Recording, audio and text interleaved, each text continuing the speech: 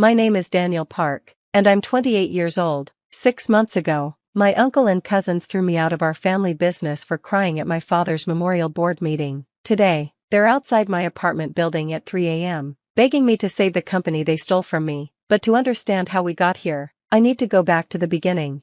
Park Electronics was founded by my grandfather in 1978. Starting in a small warehouse in Los Angeles, he built it into a major electronics distributor through relationships, not just contracts, but genuine friendships with suppliers across Asia. My father, the eldest son, was supposed to inherit the business, but he had different dreams. He became a teacher instead, leaving the company to his younger brother, my Uncle Richard. This created a rift that never fully healed. Uncle Richard saw Dad's choice as weakness, a betrayal of the family legacy. He took over the company with an iron fist, preaching that business was war and only the strong survived. I grew up caught between two worlds. At home, Dad taught me about empathy, literature, and the importance of human connection. Strength isn't about being hard, Daniel, he'd say. It's about being kind when the world gives you every reason not to be. But summers were spent at Park Electronics, where Uncle Richard tried to toughen me up. He'd make me work the warehouse floor, berating me for any sign of softness. His twin sons, Marcus and Tony, followed his lead, treating me like the weak cousin who didn't belong. "Your dad made you soft," Marcus would sneer. This is why he couldn't handle real business. Everything changed when I was 22, fresh out of college with a degree in international business and fluent in Korean, Mandarin, and Japanese thanks to Dad's insistence on languages. I joined Park Electronics full-time. Uncle Richard wasn't happy about it, but the board, still partially made up of my grandfather's old friends, insisted that family should have opportunity. He stuck me in procurement, thinking it would bore me into quitting. Instead, I thrived. While Marcus and Tony focused on squeezing every penny from suppliers and treating them like enemies, I took a different approach. I learned about their businesses, their families, their challenges. I helped solve problems beyond just negotiating prices. Mr. Chen from Shenzhen Circuits had a daughter studying in LA. I helped her find housing near USC. Mrs. Yamamoto from Tokyo Components was struggling with FDA regulations for a medical device sideline. I connected her with a consultant friend. Mr. Kim from Seoul Semiconductor had cash flow issues. I restructured our payment terms to help him without costing us money. "You're too soft on them," Tony complained. "They're taking advantage of you." But the numbers told a different story. Within 2 years, my supplier relationships had reduced costs by 15% through voluntary discounts, improved delivery times by 30%, and most importantly, given us exclusive access to new products before our competitors. The key was a strategy one never shared with Uncle Richard. Each major contract included a personal service clause, not with Park Electronics, but with me individually as their liaison. It seemed like standard language about maintaining relationships, but it was much more. If I left the company, suppliers could choose to void their contracts within 90 days. Dad was proud of my success but worried. "Your uncle won't like being shown up," he warned. "Be careful."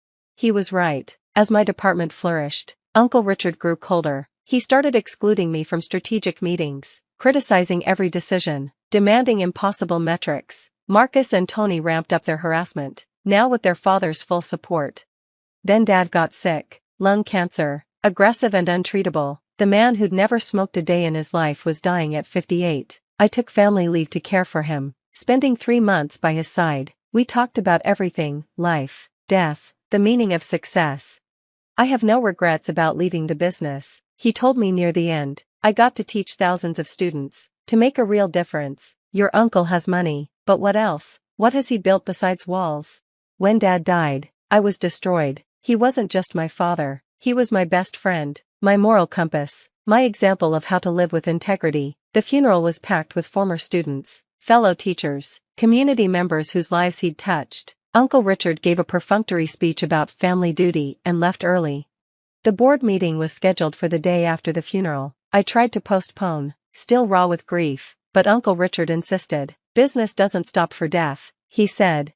I walked into that boardroom wearing the same suit from the funeral, running on no sleep, held together by coffee and obligation. The meeting started with financial reports, strategic planning, the usual corporate theater. Then Uncle Richard stood up. "We need to discuss restructuring," he announced. "The procurement department has become too bloated, too sentimental. It's time for new leadership." I knew what was coming but was too exhausted to fight, as he outlined plans to replace me with Marcus, to professionalize our supplier relationships. Something in me broke. I thought about Dad, about how he'd never get to see me fight for what I'd built, about all the words left unsaid. The tears came without warning, silent at first, then harder to control. In that boardroom full of suits and spreadsheets, I cried for my father. The room went silent, then Uncle Richard spoke, his voice dripping with disgust. This is exactly what I'm talking about. Real men don't cry at board meetings. This emotional weakness has no place in business. Marcus laughed. Seriously? Crying? What are you, 5? Tony joined in. This is embarrassing. Get it together.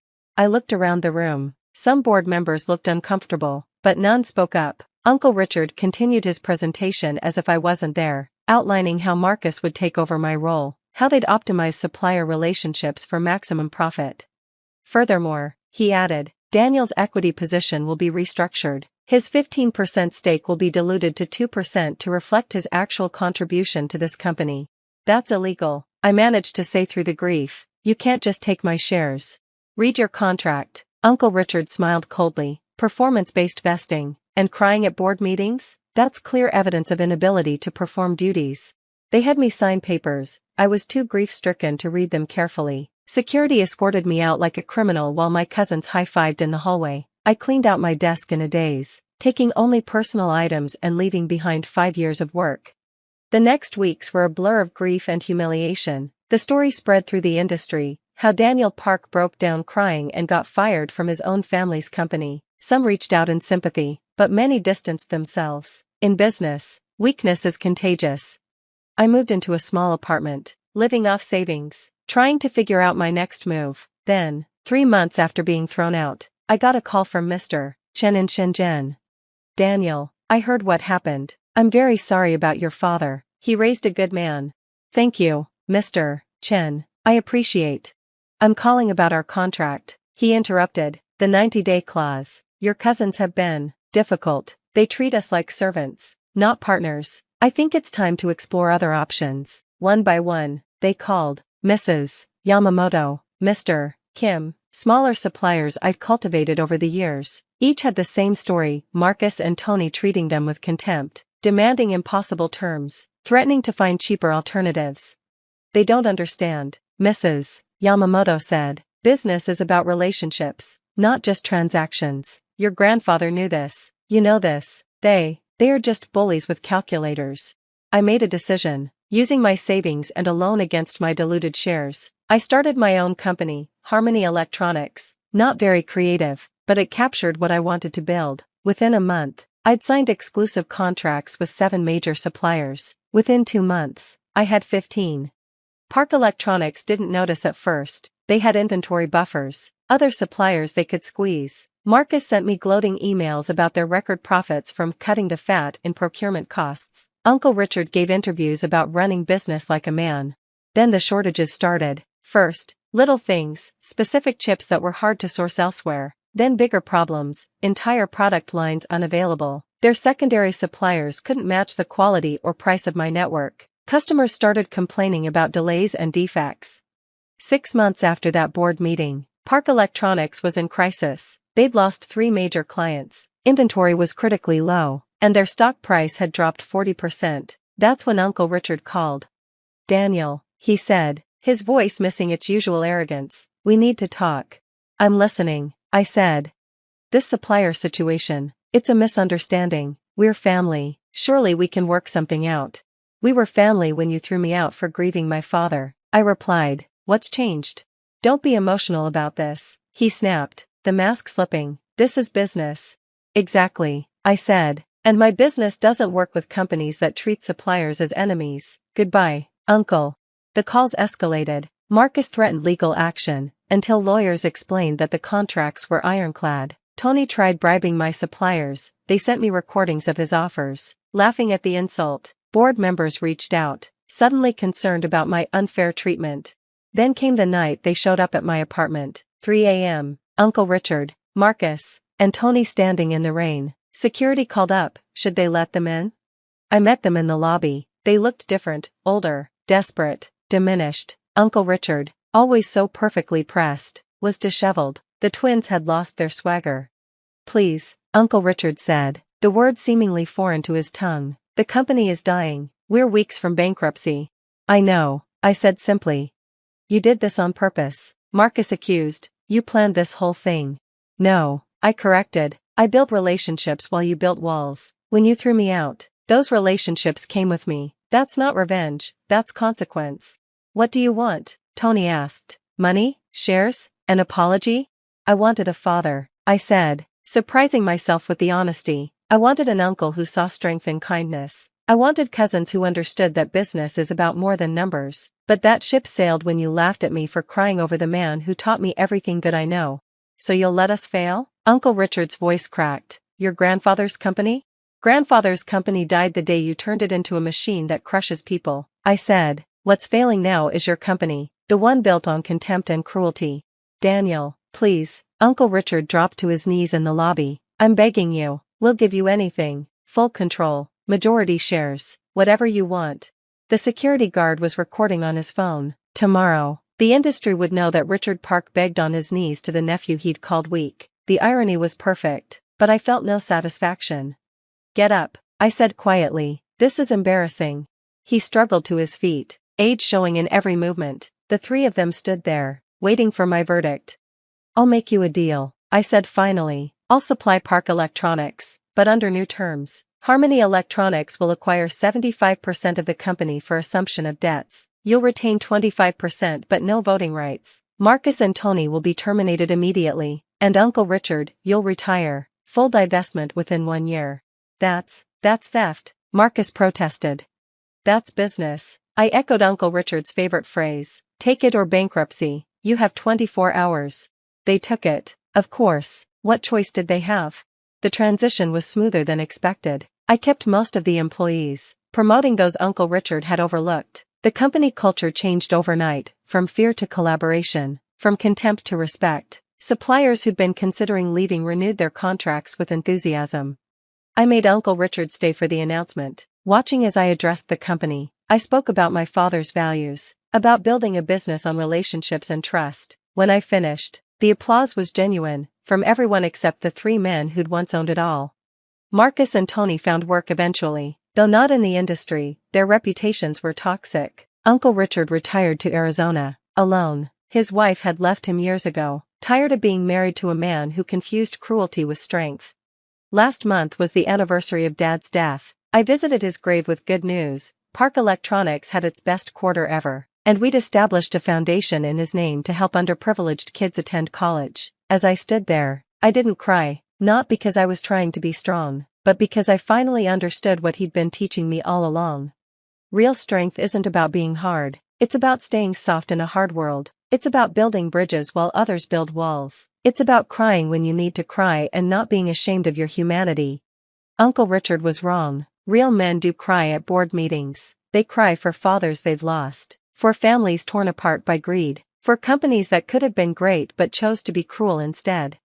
But real men also build something better from the ashes. They prove that kindness isn't weakness, that relationships matter more than transactions, that you can succeed without crushing others. My name is Daniel Park. I'm 28 years old. I cried at a board meeting, and it was the strongest thing I've ever done, because that moment of weakness revealed who truly held the power, not the men who confused cruelty with strength, but the one who understood that in business, as in life, relationships are everything. The company thrives now, built on the principles Dad taught me. Every major decision, I ask myself what he would do. The answer is always the same: choose kindness, value people, build connections. Turns out the soft kid was the strongest one all along. Uncle Richard just took $50 million worth of losses to figure it out. The day I was kicked out, it was raining. Not the gentle spring rain that nurtures flowers, but the kind that stings your skin and soaks through your clothes in seconds. I stood there, my hastily packed duffel bag getting heavier by the minute as water seeped into the fabric. "You're a disappointment, Oliver." My father's words cut through the sound of raindrops hitting the pavement. "A complete failure." My mother stood behind him in the doorway, arms crossed, her face a mask of disapproval. The same face She'd warn when I told them I wanted to study computer engineering instead of taking over their precious Mason Industries. "All these years of grooming you for the company," she said, her voice dripping with disdain. "And you throw it away for what? Some foolish dream of creating apps." I was 18, fresh out of high school, and my crime was refusing to attend the business school they'd chosen. I had different plans, different dreams. I wanted to build something of my own, not inherit their legacy. "If you walk away now," my father's voice turned cold, "don't ever come back.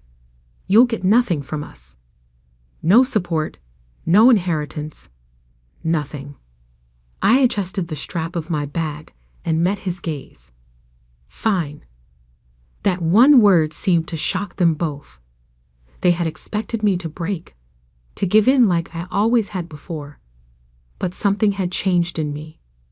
Maybe it was the years of being compared to my perfect older brother James, or maybe it was just time to stop being the person they wanted me to be and start being myself. I turned and walked away, each step taking me further from the luxury mansion I'd grown up in. Their final words followed me down the driveway. "You'll fail, Oliver. You'll come crawling back when you realize how worthless your dreams are." But I didn't look back, not even once. The first few months were exactly as hard as they'd probably hoped. I crashed on my best friend Mike's couch, worked 2 jobs, one at a local electronics store during the day and delivering pizzas at night. Every spare moment was spent learning, coding, developing my skills. Mike's tiny apartment became my sanctuary. While my family attended galas and business functions, I sat cross-legged on a worn-out couch, surrounded by programming books and energy drink cans, my laptop balanced precariously on my knees. "You're insane, man," Mike would say, watching me code until sunrise. But the good kind of insane. He didn't understand the technical aspects of what I was building, but he understood drive. He understood the need to prove yourself. 6 months in, I had my first breakthrough. A small app I developed caught the attention of a local tech startup. They didn't offer me millions, but they offered something more valuable, a chance. A junior developer position with flexible hours so I could continue working on my own projects. I took it without hesitation. My family's company, Mason Industries, was all about traditional manufacturing, tools, machinery, the kind of business that had made my grandfather rich in the 1960s. They couldn't understand why anyone would want to work with invisible products like software and apps. But I saw the future. While they were stuck in their old ways, I was learning about artificial intelligence, blockchain, and the endless possibilities of the digital age. 1 year turned into 2, then 3. I moved from the junior developer position to lead developer at another company. My first major app, a revolutionary project management tool, started gaining traction. I wasn't rich yet, but I was making enough to rent my own small apartment and fully focus on my work. During those years, I heard snippets about my family through mutual acquaintances. James had taken my place as the heir apparent to Mason Industries. My parents hosted charity galas and business dinners, maintaining their image as pillars of the business community. They had effectively erased me from their narrative. That was fine by me. I was building my own story. The turning point came 4 years after that rainy night. My project management app had evolved into something bigger, an entire suite of business tools powered by artificial intelligence. I called it Novatech Solutions. When the venture capital offers started coming in, I was ready. I had learned enough about business to know my worth. The first round of funding valued Novatech at $20 million. 6 months later, that value had tripled. I moved into a penthouse apartment in the city's tech district, but kept living relatively simply. Every dollar I earned went back into developing better products, hiring the best talent, expanding our reach. Mike, who had supported me through those early days, became my head of operations. "Look at us now," he'd say, standing in our sleek office overlooking the city. From delivering pizzas to delivering cutting-edge tech solutions. Mike, who had supported me through those early days, became my head of operations. "Look at us now," he'd say, standing in our sleek office overlooking the city. From delivering pizzas to delivering cutting-edge tech solutions. I smiled at his comments, but never let success go to my head. I remembered too well what it felt like to stand in the rain with nothing but a duffel bag and determination. Then came the day that changed everything. I was in my office, reviewing potential acquisition targets, companies whose technology could enhance Novatech's capabilities. A familiar name caught my eye: Mason Industries. My family's company had been struggling. While I had been embracing the future, they had stubbornly clung to the past. Their stock price had been declining steadily for the past year.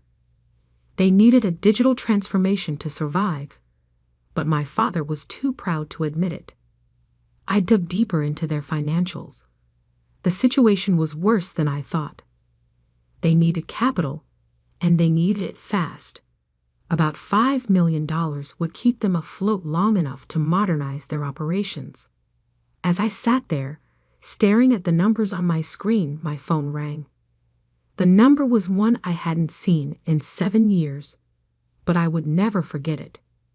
My father's number.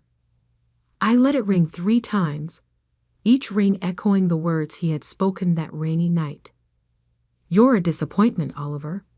A complete failure. Don't ever come back." On the 4th ring, I picked up. "Hello, Father," I said, keeping my voice neutral. "I've been expecting your call." The silence on the other end lasted so long I thought he might have hung up. Then I heard him clear his throat. "Oliver," he said, his voice lacking its usual authority. "We need to talk." I leaned back in my chair, looking out at the city skyline. "Yes," I replied. "I believe we do." The Mason Industries headquarters hadn't changed in 7 years. The same imposing granite facade, the same golden letters announcing the company name, the same stern-faced security guards at the entrance. But I was different. As I walked through the lobby, memories flooded back.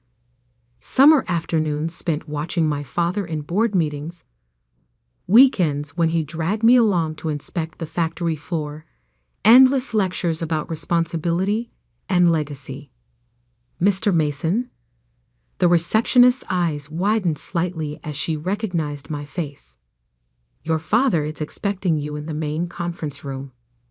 I nodded, adjusting my Italian suit. Not out of nervousness, those days were long gone, but out of habit. Success had taught me the importance of appearances, though unlike my family, I knew they were just that. Appearances. The elevator ride to the top floor gave me time to review the numbers in my head. Mason Industries was hemorrhaging money. Their quarterly reports showed a 60% decline in profits. Their stock had plummeted from $85 to $12 per share. They needed more than just capital. They needed a complete overhaul. The conference room doors opened to reveal a scene I couldn't have imagined 7 years ago. My father, the mighty Richard Mason, looked older, tired. His perfectly tailored suit couldn't hide the weight he'd lost. My mother sat beside him, her usually impeccable makeup slightly smudged, as if she'd been rubbing her eyes. James, my older brother, stood by the window. He'd gained weight, his face puffy from too many business dinners and too much stress. The golden boy didn't look so golden anymore. "Oliver," my father said, standing up. He extended his hand, then seemed to think better of it and pulled it back. "Thank you for coming." I took a seat at the opposite end of the table, placing my briefcase carefully in front of me. "Let's skip the pleasantries," I said. "I've seen your numbers." James turned from the window, his face flushing. "You've been spying on us?" "Publicly available information, brother. Your company's decline isn't exactly a secret." My mother flinched at the word your. Not our. Not anymore. "We've had some setbacks," my father began, his voice taking on the smooth tone he used for difficult business negotiations. "The market has been unpredictable, and our traditional customer base. Your traditional customer base is shrinking because you've refused to adapt." I cut in. "The world is digital now. Manufacturing isn't just about machinery anymore. It's about smart factories, IoT integration, predictive maintenance using AI." James scoffed. "And I suppose you're the expert now, with your little computer programs." I pulled out my phone, opened a specific app, and projected Novatech's latest quarterly report onto the conference room screen. The numbers spoke for themselves. $500 million in revenue, 300% year-over-year growth, contracts with Fortune 500 companies. The room fell silent. You're the founder of Novatech," my mother whispered. "CEO and majority shareholder," I confirmed. "Those little computer programs have built a company worth more than Mason Industries was even in its prime." My father's face had gone pale. He remembered, I was sure, every dismissive word he'd ever said about technology, every time he'd called my dreams worthless. "We need $5 million, he said finally, his voice hoarse. "A bridge loan to implement necessary modernization changes. We can offer favorable terms." "I'm not interested in a loan," I interrupted, opening my briefcase. "I'm interested in acquisition." The word hung in the air like a thundercloud. James pushed away from the window, his face contorted with anger. "Acquisition? You want to buy us out? Your own family?" "Family?" I let out a quiet laugh. "Wasn't it you, James, who told everyone at your engagement party that you were an only child? That you'd never had a brother?" He took a step back, caught off guard that I knew about that. "Oliver," my mother began, her voice taking on the pleading tone she used to use when trying to make me study business textbooks instead of programming. "Surely we can work something out. We're still your parents." "No," I said firmly. "You lost the right to call yourselves that 7 years ago. This is purely business." I pulled out a thick contract from my briefcase and placed it on the table. "Novatech will acquire Mason Industries for $25 million. That's more than generous given your current market value. We'll retain most of the workforce, modernize the facilities, and integrate your manufacturing expertise with our digital solutions." "And what about us?" James demanded. "What happens to the family?" I met his gaze steadily. "You'll be offered a position in the newly formed division. A junior position where you'll have to earn any promotions based on merit, not bloodline. Father can serve as an advisor during the transition, after which he'll retire with a comfortable pension. Mother's social connections might be useful for client relations, but that's up to her." My father's hands were trembling slightly as he reached for the contract. "And if we refuse?" "Then I leave, and you can try explaining to your shareholders why you turned down a lifeline. Your stock will probably drop another 50% by next week. You might last another month. Maybe 2. Then bankruptcy." The room fell silent except for the sound of paper rustling as my father slowly turned the pages of the contract. "You planned this," James accused, his voice bitter. "All these years, You were just waiting for us to fail. I stood up, straightening my jacket. No, James. I was too busy succeeding to waste time waiting for your failure. You did that all on your own. How long? My mother asked suddenly. How long do we have to decide? I picked up my briefcase. The offer expires at midnight. Not a minute later. Midnight? My father's voice rose. That's impossible. We need time to review with our lawyers, to consider other options. You don't have other options, I said calmly, and you don't have time. 7 years ago, you gave me 5 minutes to decide my entire future. I'm giving you 12 hours. I'd say that's more than fair. I walked to the door, then paused. Oh, and one more thing. I turned back to face them. When you sign, and you will sign, I want you to use the same pen you used to sign my college rejection letter, the one with the Mason Industries logo. I believe it's still in your desk drawer, Father. The look of shock on his face told me I was right. He remembered that pen, remembered using it to dash my dreams all those years ago. How did you? I'll be back at 11:45 p.m. I cut him off. Try not to be late. Time is money, after all. Isn't that what you always taught me?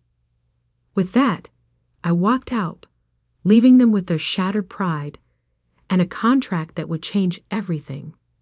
As the elevator doors closed behind me, I caught a glimpse of my reflection in the polished metal and saw something I'd never seen in this building before: a winner. The next 12 hours would be interesting. Very interesting indeed. 11:43 p.m. The city lights sparkled below the Mason Industries conference room like scattered diamonds on black velvet. I stood at the same window where James had stood that morning, watching my reflection superimposed over the nighttime skyline. The door opened behind me, right on time. My father entered first, followed by my mother and James. They looked exhausted, as if they'd aged years in just 12 hours. I noticed my father clutching a small leather case, the one he kept his prized pens in. The board has approved the acquisition, he said, his voice rough, unanimously. I turned slowly, taking in their defeated postures. I expected nothing less. After all, what choice did they have? James slumped into a chair, loosening his tie. You've won, Oliver. Is that what you wanted to hear? No, I replied calmly. What I want to hear is the truth. From all of you. My mother stepped forward, her designer dress wrinkled from a day of tense meetings. The truth about what? About why you really pushed me away. It wasn't just about the business school, was it? The silence that followed was heavy with unspoken words. Finally, my father sighed, suddenly looking every one of his 65 years.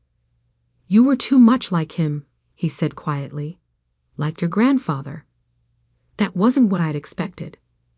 Grandfather? The one who started Mason Industries. My father nodded, sinking into a chair. Harold Mason was a visionary. He saw the future coming before anyone else.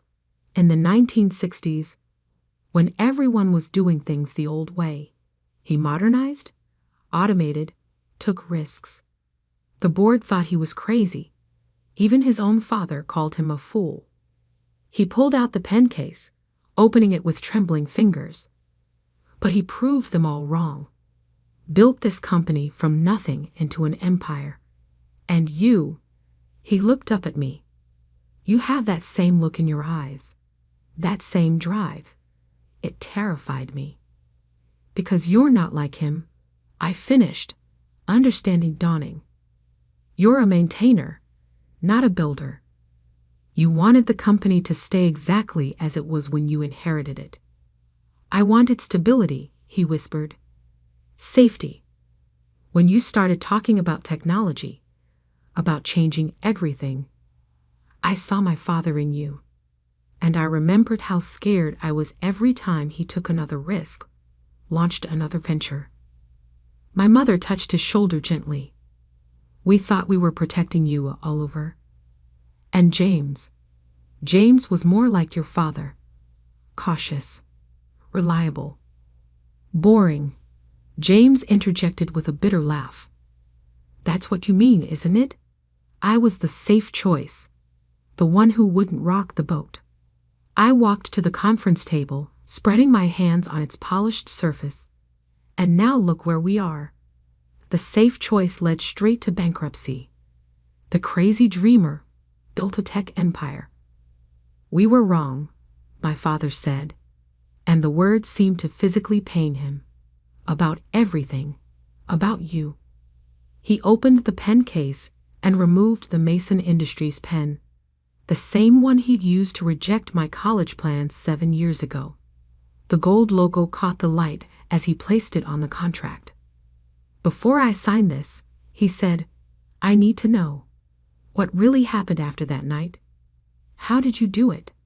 I sat down across from him, feeling an unexpected urge to finally tell my story. The first few months were hell. Worked 2 jobs, lived on Mike's couch, coded until my eyes burned. But I had something you never gave me at home. Freedom to fail. Freedom to fail, my mother echoed. Yes, because when you're already at rock bottom, when your own family has written you off as worthless, there's no pressure. Every small success is a victory. Every failure is just another lesson. I pulled out my phone, showing them the first version of what would become Novatech's flagship product. This was my first app. Buggy, ugly, barely functional. But it worked, and each version got better. James leaned forward, actually interested for the first time. And the venture capital. How did you convince them to invest? I didn't. I smiled. They convinced me. By then, I had paying customers, proven technology. I didn't need their money. They needed my innovation, just like Mason Industries needs it now. My father picked up the pen, its weight seemingly greater than he remembered. And after we sign, what happens to us really? Exactly what I said this morning. James gets a fresh start, learning the business from the ground up. Mother can maintain the social connections that bring in clients. And you, father, yes, you get to watch your company become what it should have been all along, what grandfather would have wanted it to be. He pressed the pen to paper, then hesitated. Why didn't you just let us fail?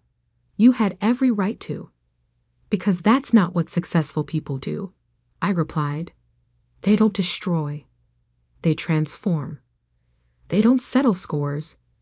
They create opportunities. Everything you taught me about business was wrong, but everything grandfather built still has value. It just needs to evolve.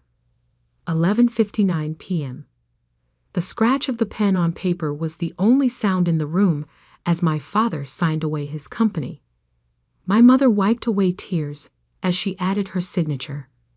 James, surprisingly, signed without hesitation. As I reached for the contract, my father grabbed my wrist. Not roughly, but with an urgency I hadn't seen from him before. Oliver, he said, his voice cracking. I'm sorry. For everything. I looked into his eyes, the same eyes that had once looked at me with such disappointment, and saw something new there. Respect. Maybe even a glimmer of pride. I know, I said softly, taking the contract. But it's not me you need to apologize to. It's yourself, for being too afraid to embrace change. For letting fear of failure stop you from trying anything new. Can you ever forgive us? My mother asked. I stood, tucking the contract into my briefcase. I forgave you years ago. That's why I'm here now, saving what's left of Mason Industries instead of watching it crumble. And us. James asked. Can we be a family again? That depends, I replied. Are you ready to be part of a family where success isn't measured by how well you maintain the status quo, but by how bravely you face the future? One by one they nodded. Then yes, we can try. Not as the Masons who kicked out their son for daring to dream differently, but as the Masons who learned that true legacy isn't about preserving the past.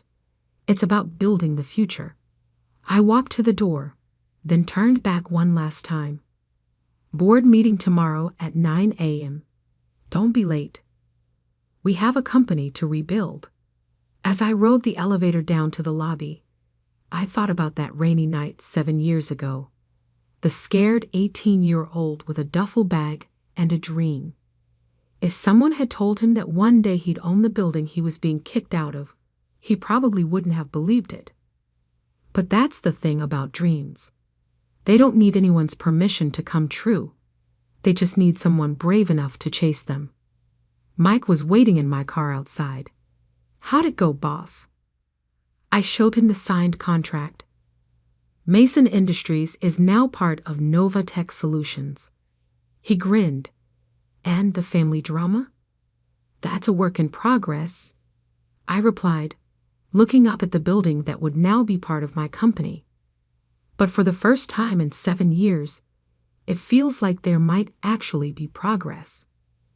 Just remember, Mike said as we pulled away from the curb, no matter what happens with them, you've already proven yourself. To yourself, and that's what matters. I nodded, watching Mason Industries shrink in the rearview mirror. He was right. Success wasn't about proving my parents wrong. It was about proving myself right. Everything else was just details. Tomorrow would bring new challenges. Integrating the companies. Modernizing the facilities. Rebuilding family relationships. But I was ready for all of it. After all, I was Oliver Mason, the failure who succeeded, the reject who returned victorious, the son who surpassed his father's dreams by daring to dream his own. And this was just the beginning. I stood in the rain, watching the movers carry elegant furniture into my sister Emma's new mansion. A wedding gift from our parents. A $2.8 million house in the most prestigious neighborhood in Boston. Meanwhile, I lived in a small apartment above the bookstore where I worked, barely making ends meet. Isn't it perfect for them? My mother gushed, not noticing how soaked I'd gotten standing outside. Emma and James will be so happy here. And there's plenty of room for grandchildren.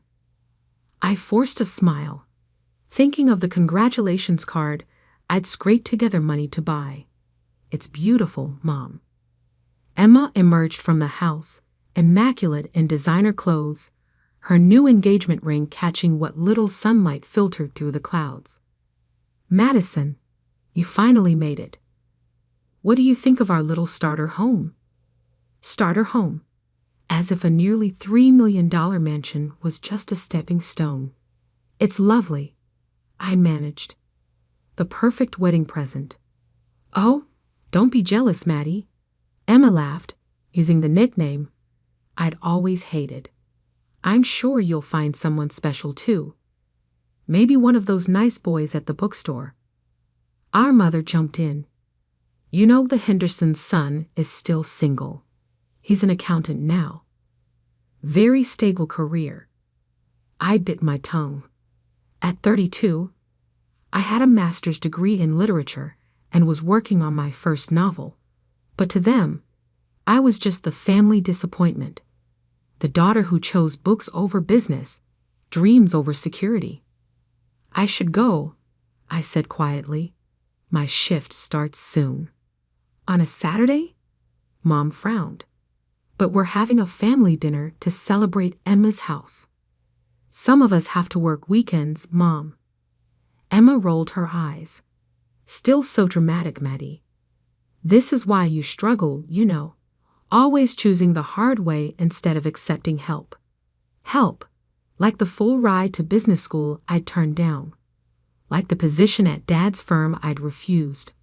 Like the arranged dates with suitable men I'd avoided.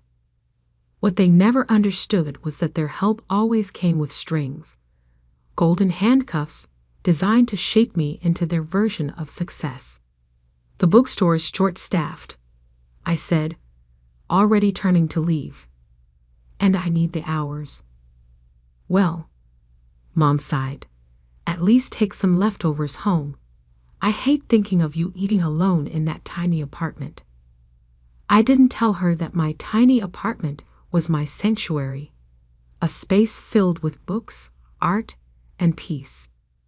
A place where I could write without judgment, dream without limits. The next morning, I stopped at Pete's corner store for my usual coffee. Pete, a grandfather figure who'd been running the shop for 40 years, greeted me with unusual excitement. "Madison, did you check your ticket?" I'd blinked, confused. Then I remembered the lottery ticket I'd bought 2 days ago. A silly impulse purchase with my last $5 when the jackpot had hit record numbers.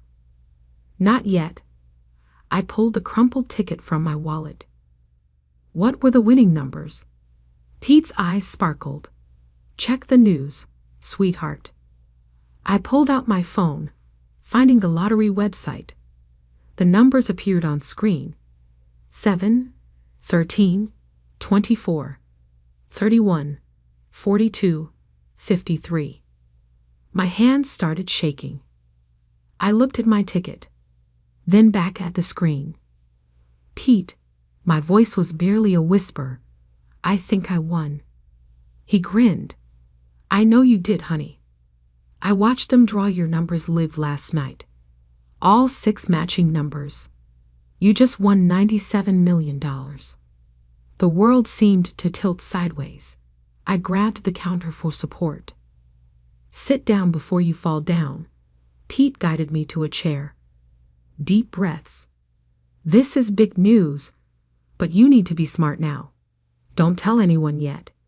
Get a lawyer first, and for heaven's sake, sign that ticket." With trembling fingers, I signed the back of the ticket. Pete locked it in his safe, made me drink some water, and called his daughter, a respected financial attorney. "Caroline will meet you in an hour," he said. "She'll help you do this right." I nodded, still dazed. "Pete, my family." He squeezed my shoulder. "We'll find out soon enough. But right now, this is your moment. Don't let anyone take it from you." As I waited for Caroline, my phone buzzed. A text from Emma. "Family brunch tomorrow to discuss wedding plans. Wear something nice for once, and try not to be late like always." I stared at the message, thinking of her mansion, her perfect life, our parents' endless praise. For 20 years, I'd been the family afterthought, the daughter they'd written off as impractical, unsuccessful, lost. Now I had 97 million reasons to prove them wrong. I texted back, "Sorry, can't make it. I have something more important to do." For once, I wasn't lying. 3 weeks later, I sat in my new lawyer's office, signing the final papers to claim my winnings. Caroline, Pete's daughter, had been invaluable, helping me set up trusts, investment accounts, and ironclad privacy protections. "Remember," she said, reviewing the documents, "once we submit these, your name becomes public record. Are you ready for that?" I thought of the changes I'd already made. I'd quietly resigned from the bookstore, leaving my manager a generous check to help hire and train my replacement. I'd bought a beautiful but modest house in a quiet neighborhood, using a trust to keep my name off public records. And I'd started the groundwork for my own publishing company, determined to help other overlooked writers find their voices. "I'm ready," I said firmly.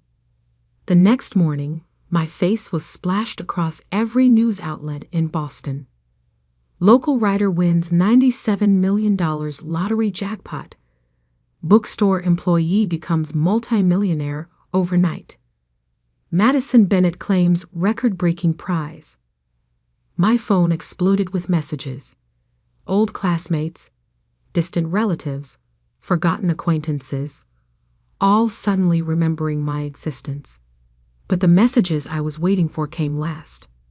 First, Emma. OMG, Maddie. Why didn't you tell us? Call me immediately. Then Mom.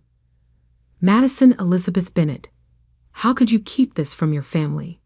We're coming over right now. Where are you living? Finally, Dad. Your mother is hysterical.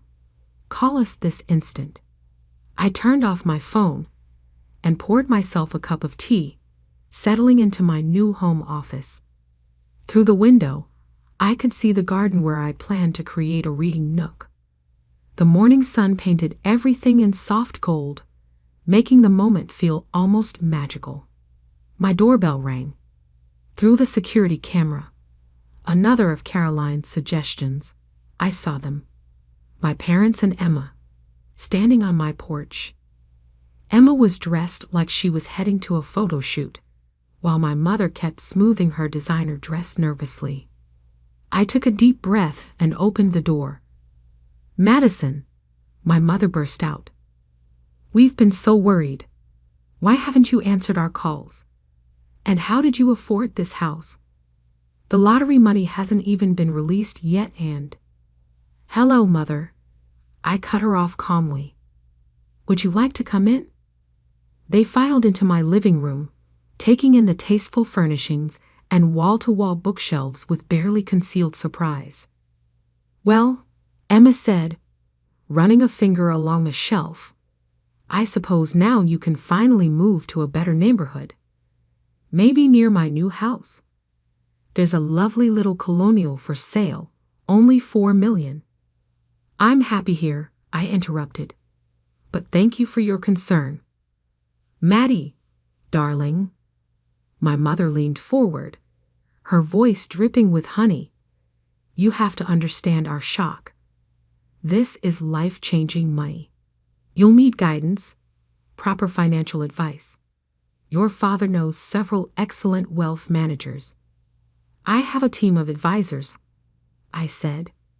And it's Madison, not Maddie. Don't be difficult, Emma snapped. We're trying to help. God knows you've never been good with money. Like that time I loaned you $10,000 for your starter business, I asked quietly. The one you never paid back. Emma's face flushed. That was different. What you needed was to take responsibility. I stood up, my voice steady. Something none of you have ever expected from her. Now see here. My father finally spoke, his face reddening. We've always supported you both equally. I laughed, actually laughed. Equally. You bought Emma a mansion for her wedding. You paid for her business school, her first car, her perfect wedding. What did you give me for graduation? A lecture about practical career choices. Because we worried about you, my mother cried. Your choices were so impractical. We just wanted. You wanted me to be like Emma, I finished. The perfect daughter, the sensible one. Well, guess what? My impractical choices led me here. My job at the bookstore, the one you all look down on, is where I bought the winning ticket. And now you can finally have a real life, Emma said, as if she was being generous. We can help you invest, get you into the right social circles. No. The room fell silent. What do you mean no? My father demanded. I walked to my desk and pulled out 3 envelopes. Emma, this is a cashier's check for $10,000, repaying the loan you've conveniently forgotten about. I handed her the first envelope. Mom, Dad, this is a check for $15,000. The total of every gift, every payment, Every contribution you've ever made to my life. I've kept careful records. They stared at the envelopes, speechless.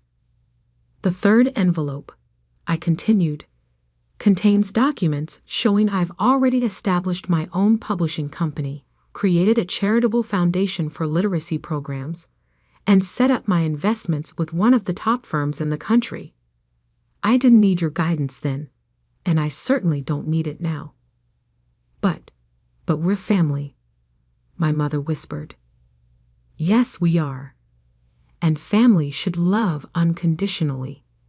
Support dreams, not squash them. Celebrate differences, not try to erase them. I walked to the door and opened it. Now, if you'll excuse me, I have a meeting with my foundation board about funding new libraries in underserved communities. You're making a mistake, my father said stiffly. You need us. I smiled, feeling lighter than I had in years. No, Dad, you need me. And that's the real reason you're here, isn't it? Emma stood up, her face a mask of fury. You think you're better than us now? Because of some lucky numbers? No, Emma, I always was. You just never saw it. As they left, my mother turned back, tears in her eyes. Madison, please. We made a terrible mistake. We see that now. Can't we start over? I looked at her, really looked at her, and saw for the first time how small she seemed. How all of them seemed, trapped in their narrow view of success and worth. Maybe someday, I said softly, but not today. I closed the door on their protests, walking back to my office. On my desk sat the manuscript of my novel, a story about a girl finding her voice in a world that tried to silence her. It was time to write the next chapter. 6 months later, the launch party for Bennett Publishing House was everything I dreamed of. We transformed an old warehouse into a magical space filled with books, art, and possibility. Local authors whose works we'd signed mingled with literary agents and journalists, while kids from our literacy program proudly showed off their own stories in a special display area. Pete stood beside me, beaming like a proud father. Look at what you've built, Madison, and not a penny wasted on showing off. He was right. While I could have easily bought a gleaming downtown office tower, I'd chosen to renovate this historic building instead, creating a space that felt like home to writers and readers alike. The millions I'd won had been carefully invested in education programs, in supporting new authors, in building something meaningful. My phone buzzed. A text from Emma. Saw your company in the business journal. Must be nice having everything handed to you. Betito. James lost his job. We could use some family support right now. I deleted the message without responding. Over the past months, they tried everything. Guilt, manipulation, fake kindness, and finally, outright demands. Emma's starter mansion was apparently too small now. Mom and Dad's country club membership needed renewal. James's failed investments needed covering. I'd ignored them all. Miss Bennett? A young girl tugged at my sleeve. She was one of our literacy program students, clutching a notebook. Will you read my story? Of course, Sophie. I led her to a quiet corner, sitting down at her level. What's it about? A girl who finds a magic pen, she said shyly. Everything she writes comes true, but she has to figure out what's really important to write about. I smiled, thinking how wisdom sometimes comes from the most unexpected places. Madison. I looked up. My mother stood there, looking uncomfortable in the casual atmosphere. She'd lost some of her polished perfection. The past months had been hard on them, I knew. Dad's firm had lost several major clients. Emma's perfect marriage was showing cracks, and their social circle had begun to shrink as their resources dwindled. Mom, this is a private event. I know. I had to talk to you. She glanced at Sophie. Alone? I turned to Sophie. Why don't you show your story to Miss Sarah? She's our children's book editor. After Sophie scampered off, I faced my mother. Well, your father's company is failing, she said bluntly. Emma's house is being foreclosed. Everything's falling apart, and you're here playing with children's stories. I stood up, anger flaring. Playing?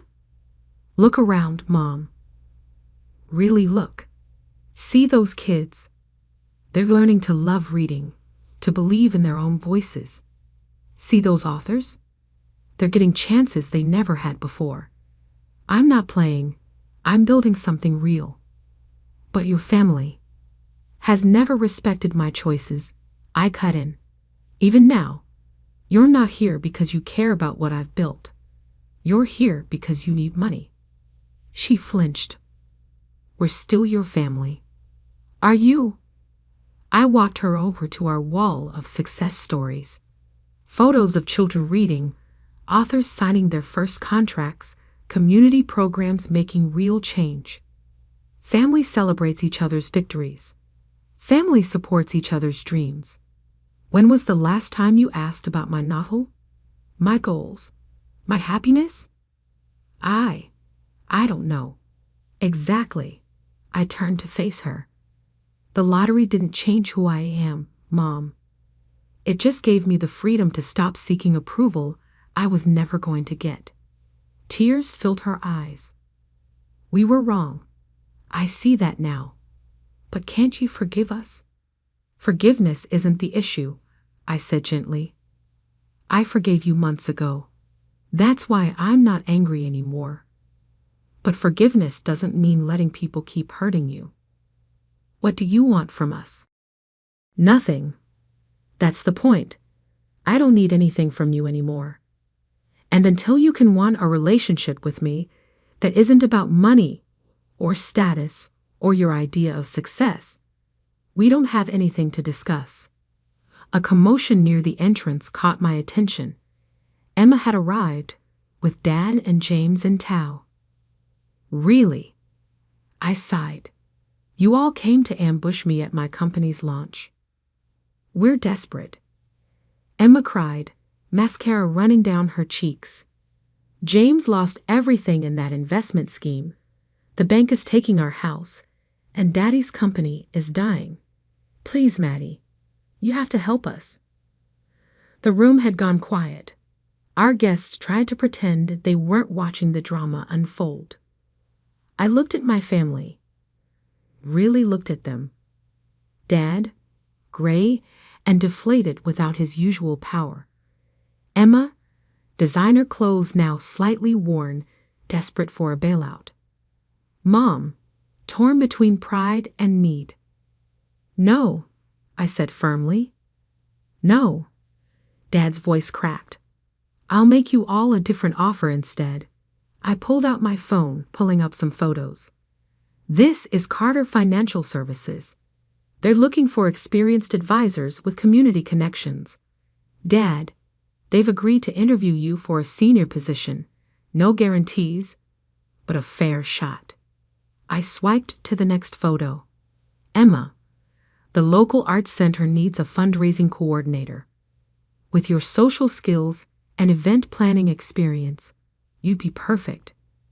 James, my friend's construction company is hiring project managers. Real work, fair pay. You want us to work for other people. Emma looked horrified. I want you to earn your own way. Like I did. Build something real. Find out who you are without the fancy titles and borrowed money. And if we refuse, Dad asked stiffly, then you'll figure something else out. But you won't get a dime from me to maintain the lifestyle that made us all so unhappy. Mom stepped forward, surprising me. The Arts Center, they really think Emma would be good at fundraising? Yes, because she is good at it. When she's actually trying, not just playing the perfect daughter. Emma wiped her eyes, smearing expensive mascara. I don't know how to be anything else. Yes, you do. I took her hand, the first time we touched in months. You're smart, capable, and determined. Use those qualities for something meaningful instead of just appearances. Dad cleared his throat. The position at Carter Financial. When's the interview? Tomorrow at 10. Don't wear your Rolex. Show them your experience, not your ego. One by one, they nodded. Not happy, not grateful, but perhaps thoughtful. As they left, Mom turned back. Your company, it's really amazing, Madison. I'm sorry we never saw. I know, I said softly. Maybe someday you'll see me too.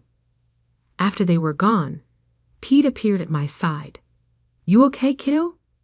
I looked around at my publishing house, at the dreams being born, the stories being told, the lives being changed. You know what, Pete? I really am. Sophie came running back, waving her notebook. Ms. Bennett. Ms. Sarah loved my story. She said maybe someday it could be a real book. I knelt down beside her. Want to know a secret, Sophie? Every real book starts with someone brave enough to tell their story. Like you. Like all of us. Later that night, I sat in my garden reading nook, working on my novel. My phone buzzed with a text from Emma. I have an interview at the Arts Center tomorrow. Any advice? I smiled, typing back, be yourself, your real self. The lottery hadn't just given me millions. It had given me the chance to show my family and myself what real wealth looked like. Not the money in my bank account, but the courage to finally be exactly who I was meant to be. And that was worth more than any number could measure. I never wanted to be a doctor. That might sound ungrateful. After all, medicine is a noble profession, one that many dream of pursuing. But for me, it was a gilded cage, a path chosen by my parents that slowly suffocated my true passion. My name is Sophia Chin, and I've been living a double life for the past 6 years. To my parents, I'm Dr. Chin, the dutiful daughter who followed the path they paved. To the art world, I'm Aurora Knight, one of the most sought-after contemporary artists in New York, known for paintings that sell for millions. And neither world knows about the other. The irony of my situation hit me hardest this morning as I stood in the newly renovated wing of Metropolitan General Hospital, my parents' pride and joy. They've both been prominent surgeons here for 30 years. The hospital was unveiling its new Healing Through Art initiative. And there, taking center stage in the main lobby, was my latest piece. A massive canvas exploding with colors, abstract yet somehow alive, purchased anonymously through my gallery for $2 million.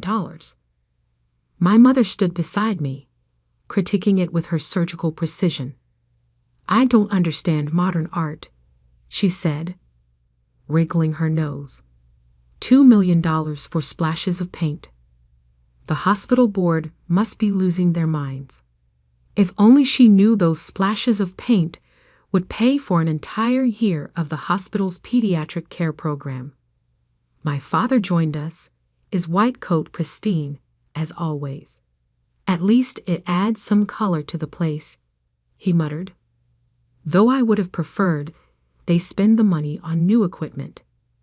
I bit my tongue, remembering the night I created that painting.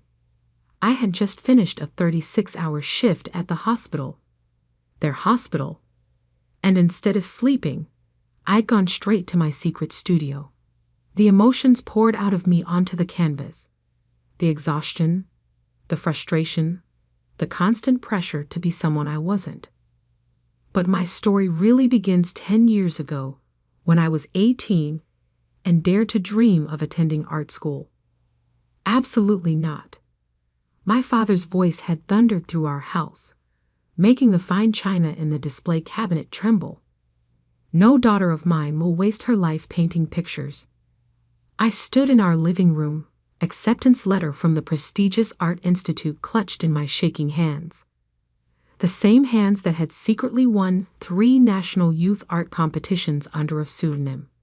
The same hands my parents wanted to train for holding scalpels instead of paintbrushes.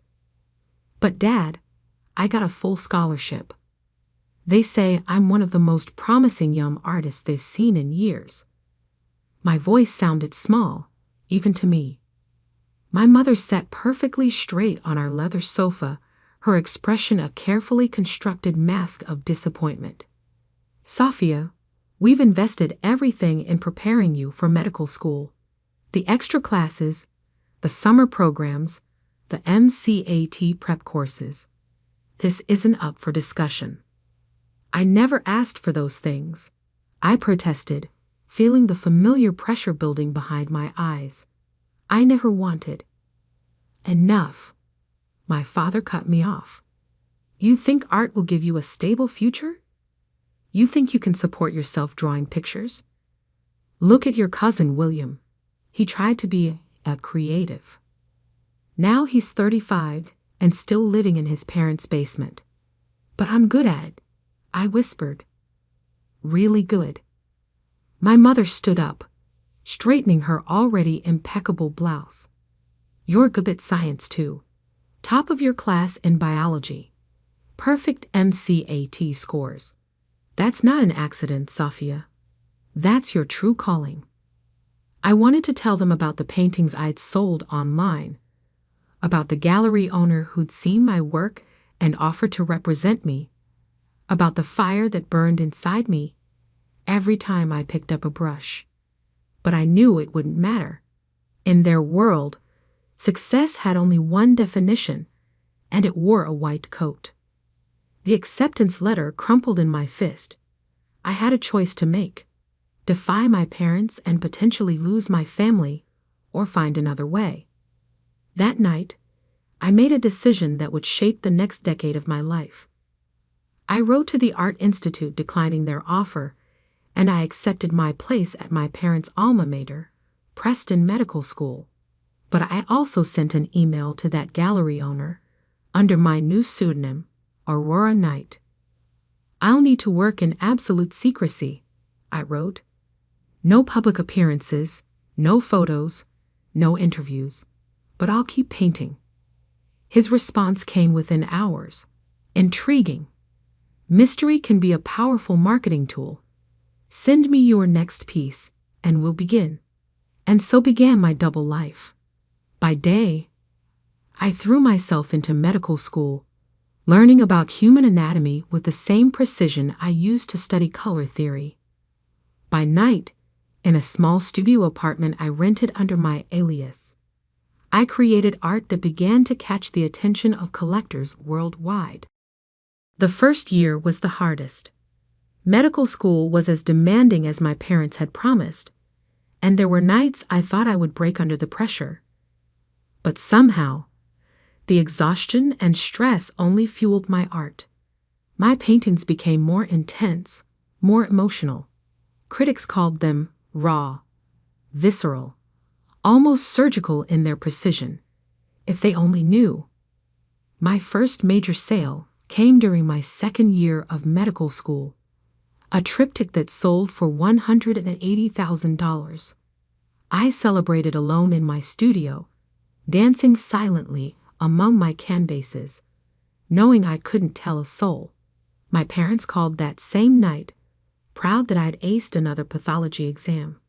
I let them talk, wondering what they'd say if they knew their dedicated medical student daughter had just been hailed as the most exciting new voice in contemporary art. The next few years followed the same pattern. I excelled in my medical studies, earning the praise and approval my parents had always craved. But in the art world, Aurora Knight became a sensation. My paintings sold for increasingly higher prices and the mystery surrounding my identity only added to their allure. Collectors loved the story. The anonymous artist whose work seemed to capture the very essence of human emotion. "Your technique is remarkable," a prominent critic wrote. "There's something almost clinical in your understanding of human nature, yet your expression of it is pure poetry." I had to laugh at that. If he only knew how many hours I spent studying actual human anatomy. By the time I graduated medical school, I had earned enough from my art to buy a small private island. Not that I could ever tell my parents that. Instead, I dutifully accepted a residency position at their hospital, Metropolitan General, while maintaining my secret studio across town. The balancing act was exhausting, but something unexpected happened.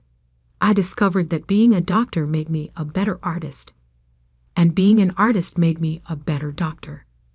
My understanding of human anatomy brought a unique perspective to my paintings, while my artistic sensitivity helped me connect with patients in ways my colleagues couldn't quite match.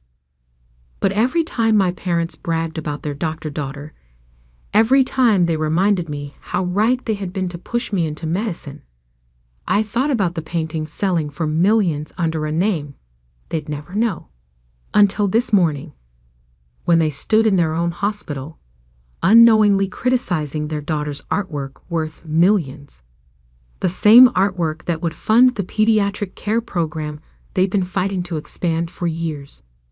And that's when I realized, maybe it was finally time for Aurora Night to step into the light. But I'd never expected what would happen next.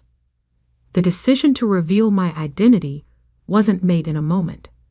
It built slowly, like layers of paint on canvas, each small incident adding another stroke to the bigger picture. My father's criticism of the painting in the hospital lobby that morning was just the final layer. What he didn't know was that I had another piece being unveiled that same evening at the Metropolitan Museum of Art. Standing in the hospital's sterile hallway, still in my white coat, I checked my phone. 3 missed calls from Marcus, my gallery owner. A text message flashed across the screen. "Major problem with tonight's unveiling. Need to speak ASAP." I ducked into an empty consultation room, my heart racing. "Marcus, what's wrong?" His voice crackled through the speaker, tense with worry. "The Times is running a piece on Aurora Night. Someone talked. They're claiming they know your real identity." My blood ran cold. "That's impossible. Only you know." "It wasn't me," he cut in. "But someone at the hospital connected the dots. They've noticed you're never on shift during Aurora Night's major shows. They've linked the anatomical precision in your work to medical training. They're running the story tonight." Right before the Met unveiling, I sank into a chair, my legs suddenly weak. 6 years of careful secrecy, about to unravel because I'd been careless with my shift scheduling. "Can we stop it?" I whispered. "Not unless you want to confirm or deny on record. They're giving us 1 hour to comment." Through the consultation room window, I could see my parents in the distance, doing their rounds together as they had for 30 years. They looked so confident, so certain of their world and their place in it. "I'll call you back," I told Marcus. I had spent years maintaining this divide, the dedicated doctor-daughter and the mysterious millionaire artist. But trying to keep these worlds separate had become like trying to keep oil and water from mixing by sheer force of will. Exhausting, impossible. My pager buzzed. Emergency in the pediatric ward. As I rushed down the corridor, my mind raced through the implications. If the story broke, everyone would know. My colleagues, my patients, my parents. The emergency turned out to be an allergic reaction, scary but treatable. As I calmed the frightened child with an epinephrine shot, I noticed the walls of the pediatric ward. They were stark white, institutional. Nothing like the vibrant painting now hanging in the lobby. "Doctor," the child's mother touched my arm. "Thank you. He was so scared, but you made him feel safe." I looked at the little boy, now breathing normally, clutching his stuffed elephant. In that moment, I realized something. I was good at this, not because my parents had forced me into medicine, but because I brought my whole self to it, including the artist they tried to suppress. I stepped out of the room and called Marcus back. "Don't fight the story," I said firmly. "In fact, I'll give them something better. Tell them Aurora Knight will be attending tonight's unveiling in person, for the first time ever." Silence on the other end. Then, "Are you sure? This changes everything. Everything's already changing. Might as well do it on my terms." I hung up and did something I'd never done before. I requested an emergency evening off. My supervisor was surprised. I was known for never asking for schedule changes, but agreed given my outstanding record. Then I called my parents' office. "Mom, Dad, I need you to come to the Metropolitan Museum of Art tonight. There's something you need to see." "The museum?" My mother sounded confused. "Sophia, we have dinner plans with the hospital board." "Please," I cut in. "This is important, more important than dinner plans." Maybe it was something in my voice, but after a pause, my father said, "What time?" At home, I opened the secret closet where I kept my Aurora Knight persona. Unlike my practical doctor's wardrobe, these clothes were all artistic expression, carefully curated pieces that made statements without saying a word. I chose a hand-painted silk dress, one of my own creations, each brush stroke telling part of my story. As I dressed, I thought about the painting being unveiled tonight. It was different from my others, more personal, more revealing. I had titled it Daughter of Medicine, and into it I had poured all the complexity of my double life. The central figure was a woman in a white coat, but her shadow on the wall was an artist at an easel. Medical instruments morphed into paintbrushes, hospital corridors bloomed with color, and throughout it all ran the steady rhythm of a heartbeat monitor, rendered in gold leaf. I had created it during a week of night shifts in the ICU, each layer added during stolen moments between rounds, the paint sometimes mixing with my tears of exhaustion. It was both confession and declaration, and tonight it would sell for $3.5 million, if the sale still went through after my revelation. My phone buzzed again. "Marcus." The Times agreed to hold the story until after the unveiling, but social media is already buzzing with speculation. "You're trending." I looked at myself in the mirror, the elegant artist's dress, my hospital ID, still clipped to my bag out of habit. For the first time in years, I felt whole, undivided. "Good," I said. "Let them talk." The museum was already crowded when I arrived. The unveiling was the social event of the season, made even more exciting by rumors that the mysterious Aurora Knight might actually appear. I spotted my parents near the entrance, looking uncomfortable and out of place in their business attire. They hadn't seen me yet. Behind them, under a velvet drape, waited my painting, my truth. In less than an hour, everything would change. Marcus appeared at my elbow, looking nervous. "The press is here in force.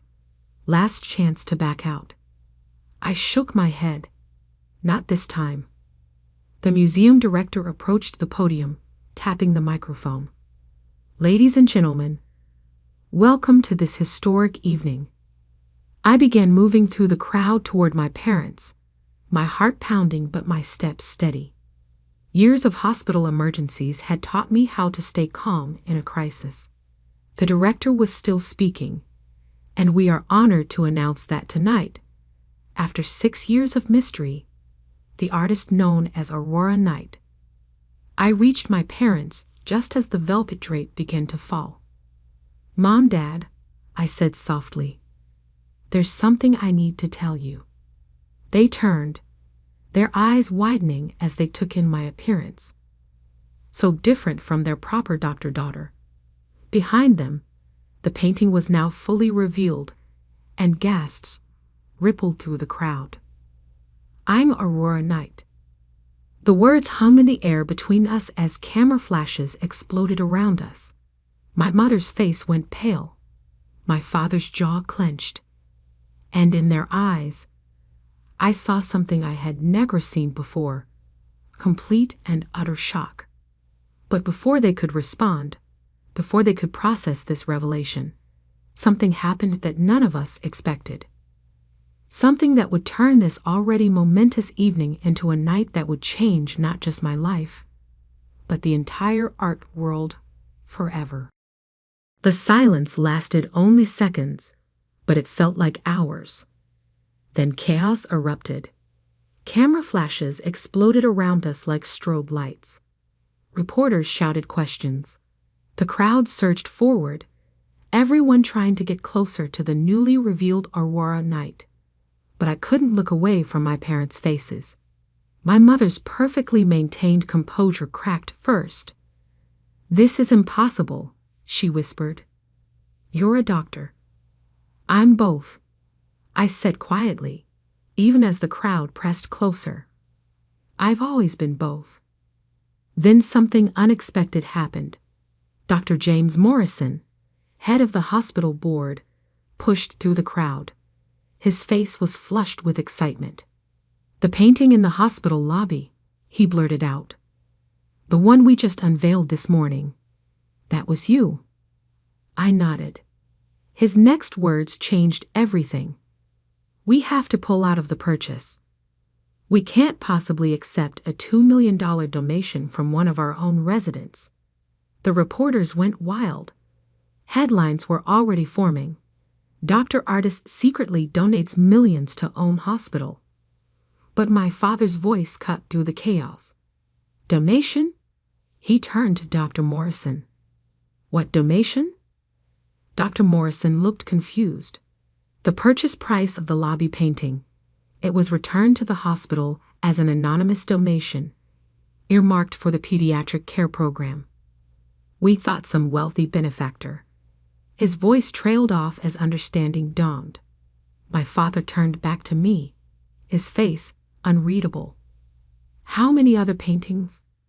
How much?" 38 major pieces. Marcus stepped in, ever the efficient gallery owner. Total sales approaching $40 million.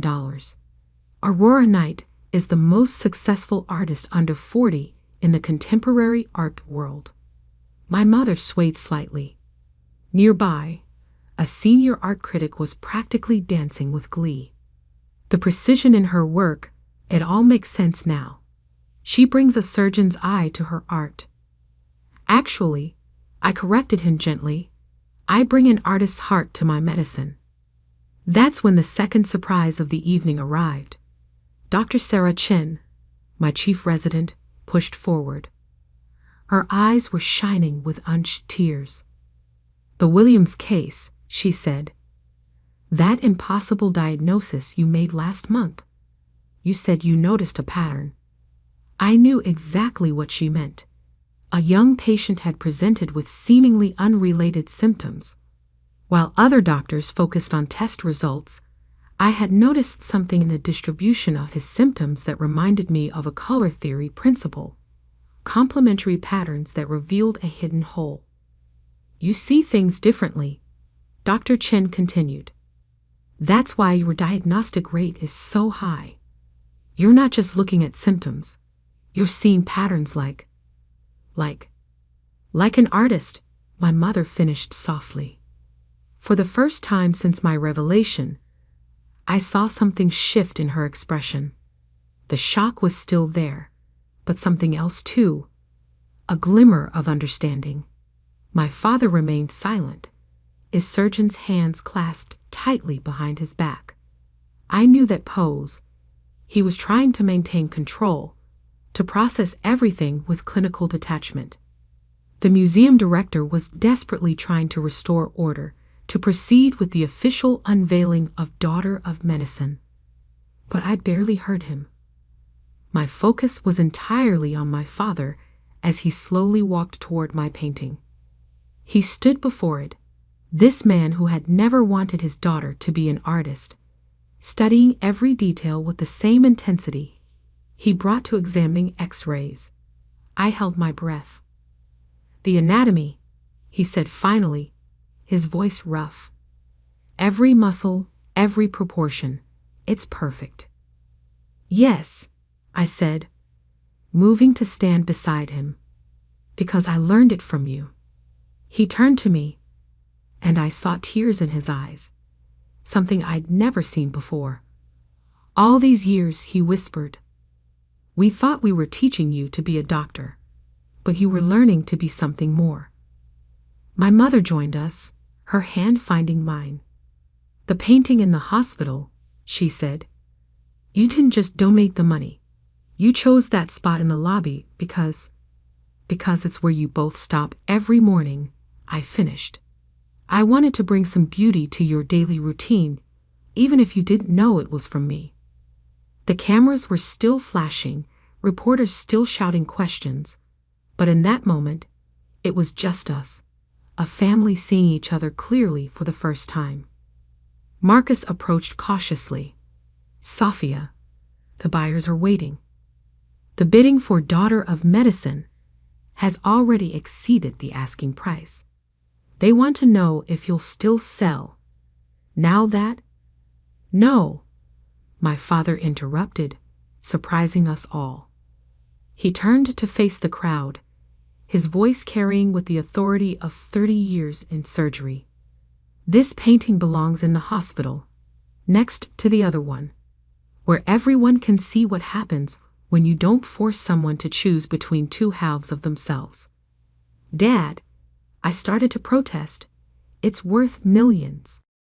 He smiled, and it was a smile I'd never seen before. Part pride, part regret, part wonder. "So is my daughter." The story exploded overnight, of course. Doctor by day, millionaire artist by night, became a global sensation. The art world was fascinated by how medical training influenced my work. The medical community was intrigued by how artistic perception could enhance diagnostic skills. The hospital created a new program, integrating art therapy into patient care, with me as the director. My paintings now hang in both galleries and hospitals, bridging the worlds I once thought had to remain separate. My parents? They're still adjusting. Sometimes I catch them looking at me like they're seeing a stranger. But more often, they're looking at my work, both medical and artistic, with new eyes. Last week, I found my father in front of the lobby painting, studying it during his morning rounds. "I was wrong," he said without turning around. "When I told you that art wasn't a real career, I was trying to protect you from struggle, but instead, I almost prevented you from becoming who you were meant to be." I stood beside him, both of us in our white coats, looking at the swirls of color that had helped heal not just the hospital's finances, but our family's wounds. "You didn't prevent anything," I told him.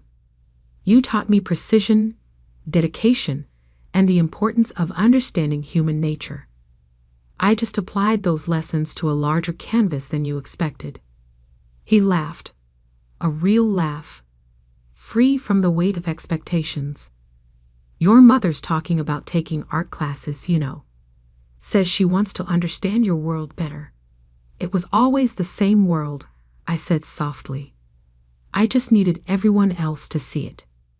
Now, when people ask me if I'm a doctor or an artist, I smile and tell them the truth. I'm someone who refuses to be defined by other people's limitations. My art heals in one way, my medicine in another, but both come from the same place. A desire to make the world a little more beautiful, a little more whole. And my parents, they finally understand that success doesn't always wear a white coat. Sometimes it comes covered in paint. The plaque beneath the painting in the hospital lobby now bears both my names, Dr. Sophia Chen and Aurora Knight, a reminder that we are all, perhaps, more than the labels others give us. We just need the courage to show our true colors. And somewhere, in my studio that's no longer secret, a new canvas waits. Because this isn't the end of my story. It's just the first time I'm signing it with my real name. My name is Amy Snyder, and I'm 27 years old.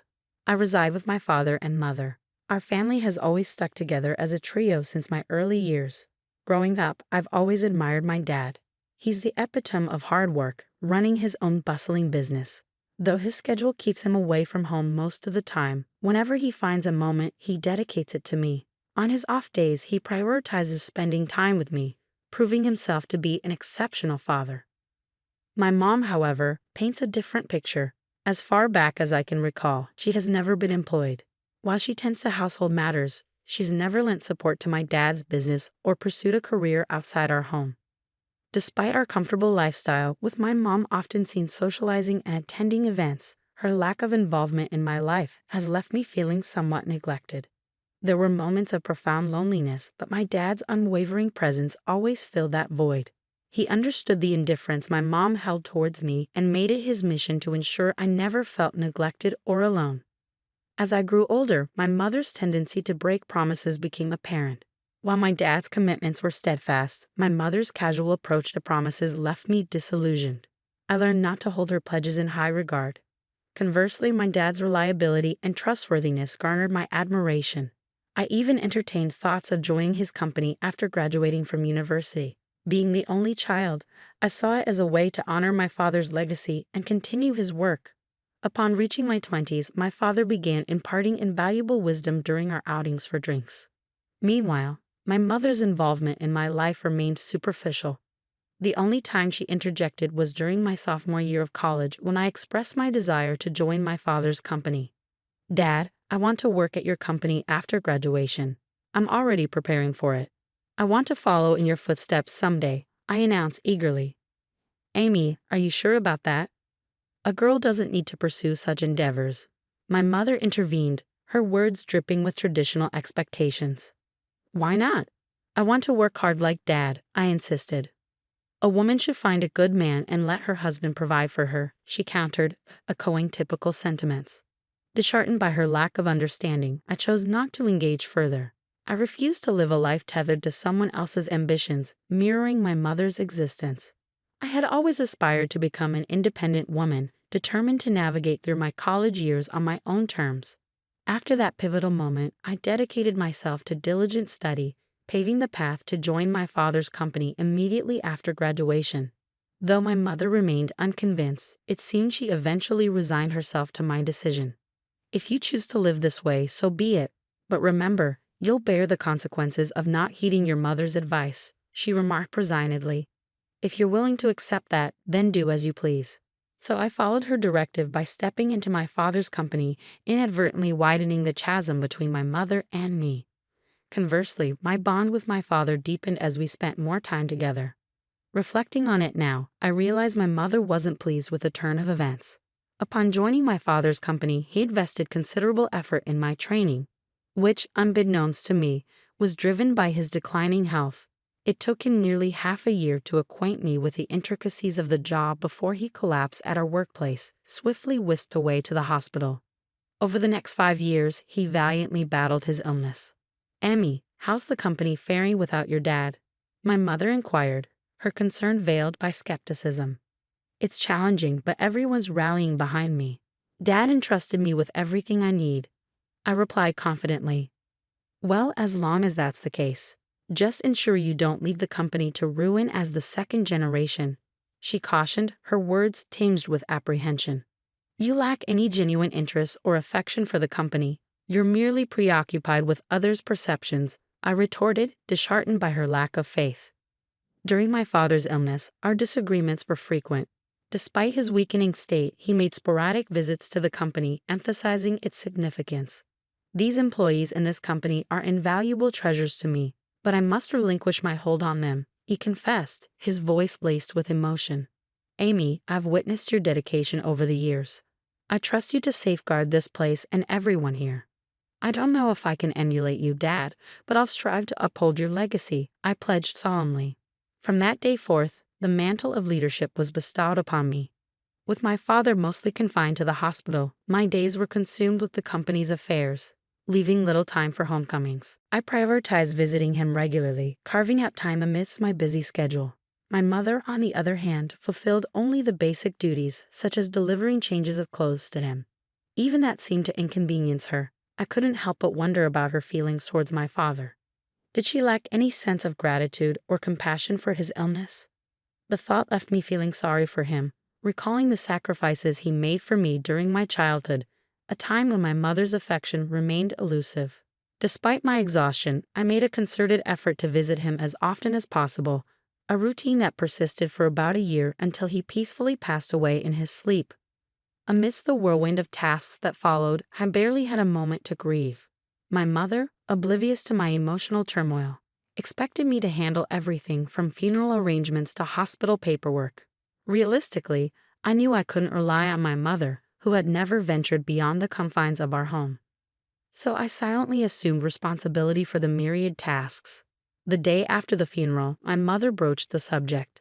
Amy, now that the funeral's over, you've settled down, haven't you? She inquired. With a heavy heart, I accepted the reality of the situation. Please leave this house.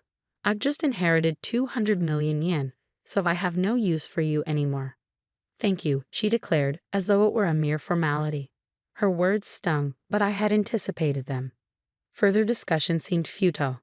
Did she truly believe that wealth could replace familial bonds and absolve her of responsibility? With a multitude of questions swirling in my mind, I made the decision to depart. The next day, I arranged for the sale of all belongings associated with me, leaving my mother utterly surprised at the speed of my departure. I had meticulously planned my departure, but I harbored a secret from my mother. Despite her claim of inheriting 200 million yen, my father had entrusted all financial matters to me, designating me as the sole inheritor. Not a single yen remained for my mother, a decision my father made adamantly while he was still in good health. Your mother lacks the understanding of money management or prudent spending. I want you to provide her with monthly household expenses, he instructed me. If she receives a lump sum, she's likely to squander it immediately. If she protests, refuse to give her a penny. Though my father's last words were spoken in jest, he handed me an SD card containing a video message addressed to my mother. While I never envisioned showing it to her, recent events suggested its necessity might arise sooner than later. After my departure, I anticipated my mother would reach out to me, but her summons came sooner than expected. Come home immediately, she demanded over the phone. I'm working, Mom. What's the matter? I replied, feeling a pang of annoyance. I just need to talk to you. Please come quickly, she insisted. With a sigh, I reluctantly headed back to our family home, clutching the SD card in my hand. As soon as my mother laid eyes on me, she launched into accusations. You absconded with all of your father's inheritance, didn't you? I knew something was amiss when you left so abruptly. Hand over your father's inheritance to me now, she demanded, her greed palpable. How selfish can you be? You can't even fulfill your duties as a mother, I retorted, my frustration simmering. In response, I silently extended the SD card to her. Confused, she inspected it. What's this? She queried. I suppose you don't even know how to watch this, I remarked, masking my disappointment. I retrieved my laptop, inserted the SD card, and played the video. On the screen, my father appeared, as vibrant as I remembered him. I couldn't help but wonder how my mother would react to this video letter. Silently, I exited the room, leaving her to watch it alone. I had never witnessed my mother defy my father before, but now, in the wake of his passing, would his words resonate with her? Upon returning to the room, I found my mother in tears, her emotions laid bare. I was taken aback, my mother, shedding tears over a video of my late father. I was intrigued by the contents of the video letter he had left for her, but hesitated to watch it myself. Consequently, I remained clueless about the cause of her tears. "Mom, are you okay?" I inquired, concern lacing my voice. "Yes, I'll be fine. For now, I understand. I'll adhere to your father's wishes and entrust everything to you from now on. Please, go home for today. Call me once you've had time to gather yourself," she replied, her tone subdued. Sensing her desire for privacy, I left promptly, pondering over how my father had managed to silence my mother. Questions swirled in my mind as I made my way home. Nearly a month passed without any communication from my mother, prompting concern to gnaw at me. During my lunch break, I decided to pay a visit to my parents' house, hoping to check on her. However, she wasn't home. That evening, I returned once more, relieved to find the lights on. "Sorry for dropping in unexpectedly. I came by this afternoon, but you weren't home, so I grew concerned," I explained upon seeing her. "I'm sorry, I was out for my part-time job during the day," my mother explained upon my return. "A part-time job?" I echoed incredulously. My understanding of my mother painted her as someone vehemently opposed to work. How had it come to this? "Didn't you watch that video?" "It was a video letter addressed to you," I retorted, baffled by her sudden change in behavior. "You can take it home." "You should watch it too, Hammy." "Can I watch it?" I asked, extending the SD card to her. "Very well," she acquiesced, passing it back to me. Feeling a twinge of apprehension, I returned to the office and settled at my father's desk. With a deep breath, I played the video. "Honey, if you're watching this, it means you've not been able to communicate with Amy. First of all, thank you so much for helping me raise Amy until now. Without you, I don't think I could have managed the company while bringing up Amy." My father's voice resonated through the room. As his words continued, a sense of unease crept over me. Then he uttered something unexpected, something that shook me to my core. "You've taken care of Amy, even though she is not your child, and I have nothing but gratitude for you. You've stood by my side for so many years, but as a result, you've given up on your dreams and have reached your age without earning your own living. For that, I take responsibility because I have allowed you to live a life of luxury. I'm sure you'll be in trouble when I'm gone." "I'm not my mother's child," I blurted out, the realization hitting me like a ton of bricks. But then it clicked. Despite the lack of overt affection, she had cared for me every day, doing the bare minimum for a child who wasn't her own. Who was this person? "I didn't register our marriage because you told me you felt bad for your sister, so I ended up supporting your living and didn't do anything else. I'm sorry, but once I'm gone, I worry about the rest of your life. There's no one to support you, and I've taken your life away." I sat in disbelief as my father spoke, his words flowing with unexpected clarity. It was all news to me, his concerns, his regrets, his hopes for our future. Throughout the night, I grappled with the weight of his revelations before confronting my mother the following day. "Mom, I watched the video from Dad yesterday. You know it all now," I began, my voice tinged with a mixture of confusion and realization. "I raised you because I was asked to. That's all," she confessed, her tone heavy with the weight of untold truths. "What happened to my biological mother?" I pressed, seeking clarity amidst the swirling chaos of newfound information. "You were the child of my sister and your father," she explained somberly. "My sister died right after giving birth to you, and I promised your distressed father that I would help raise Amy. I would become your mother." With her revelation, everything fell into place, even the parts I had previously only imagined. I learned of my mother's sacrifice, how she had set aside her own dreams to fulfill her promise to my father. I recalled how my mother used to work in a diner, her vibrant spirit and dedication palpable. Her dream had been to own her own diner, yet when she chose to become my mother, she shelved that dream. However, inspired by my father's words and prompted by the memory of her deferred dream, my mother made a decision.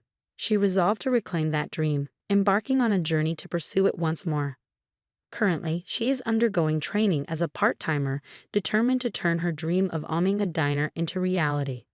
I should have done this earlier. Working is fun and suits me. I had no idea, so it's my fault you didn't work. I'm really sorry for not knowing anything, my mother admitted, her tone filled with regret. It's not your fault, Amy. I made the decision myself. But I'm not good with children, so I couldn't handle you well.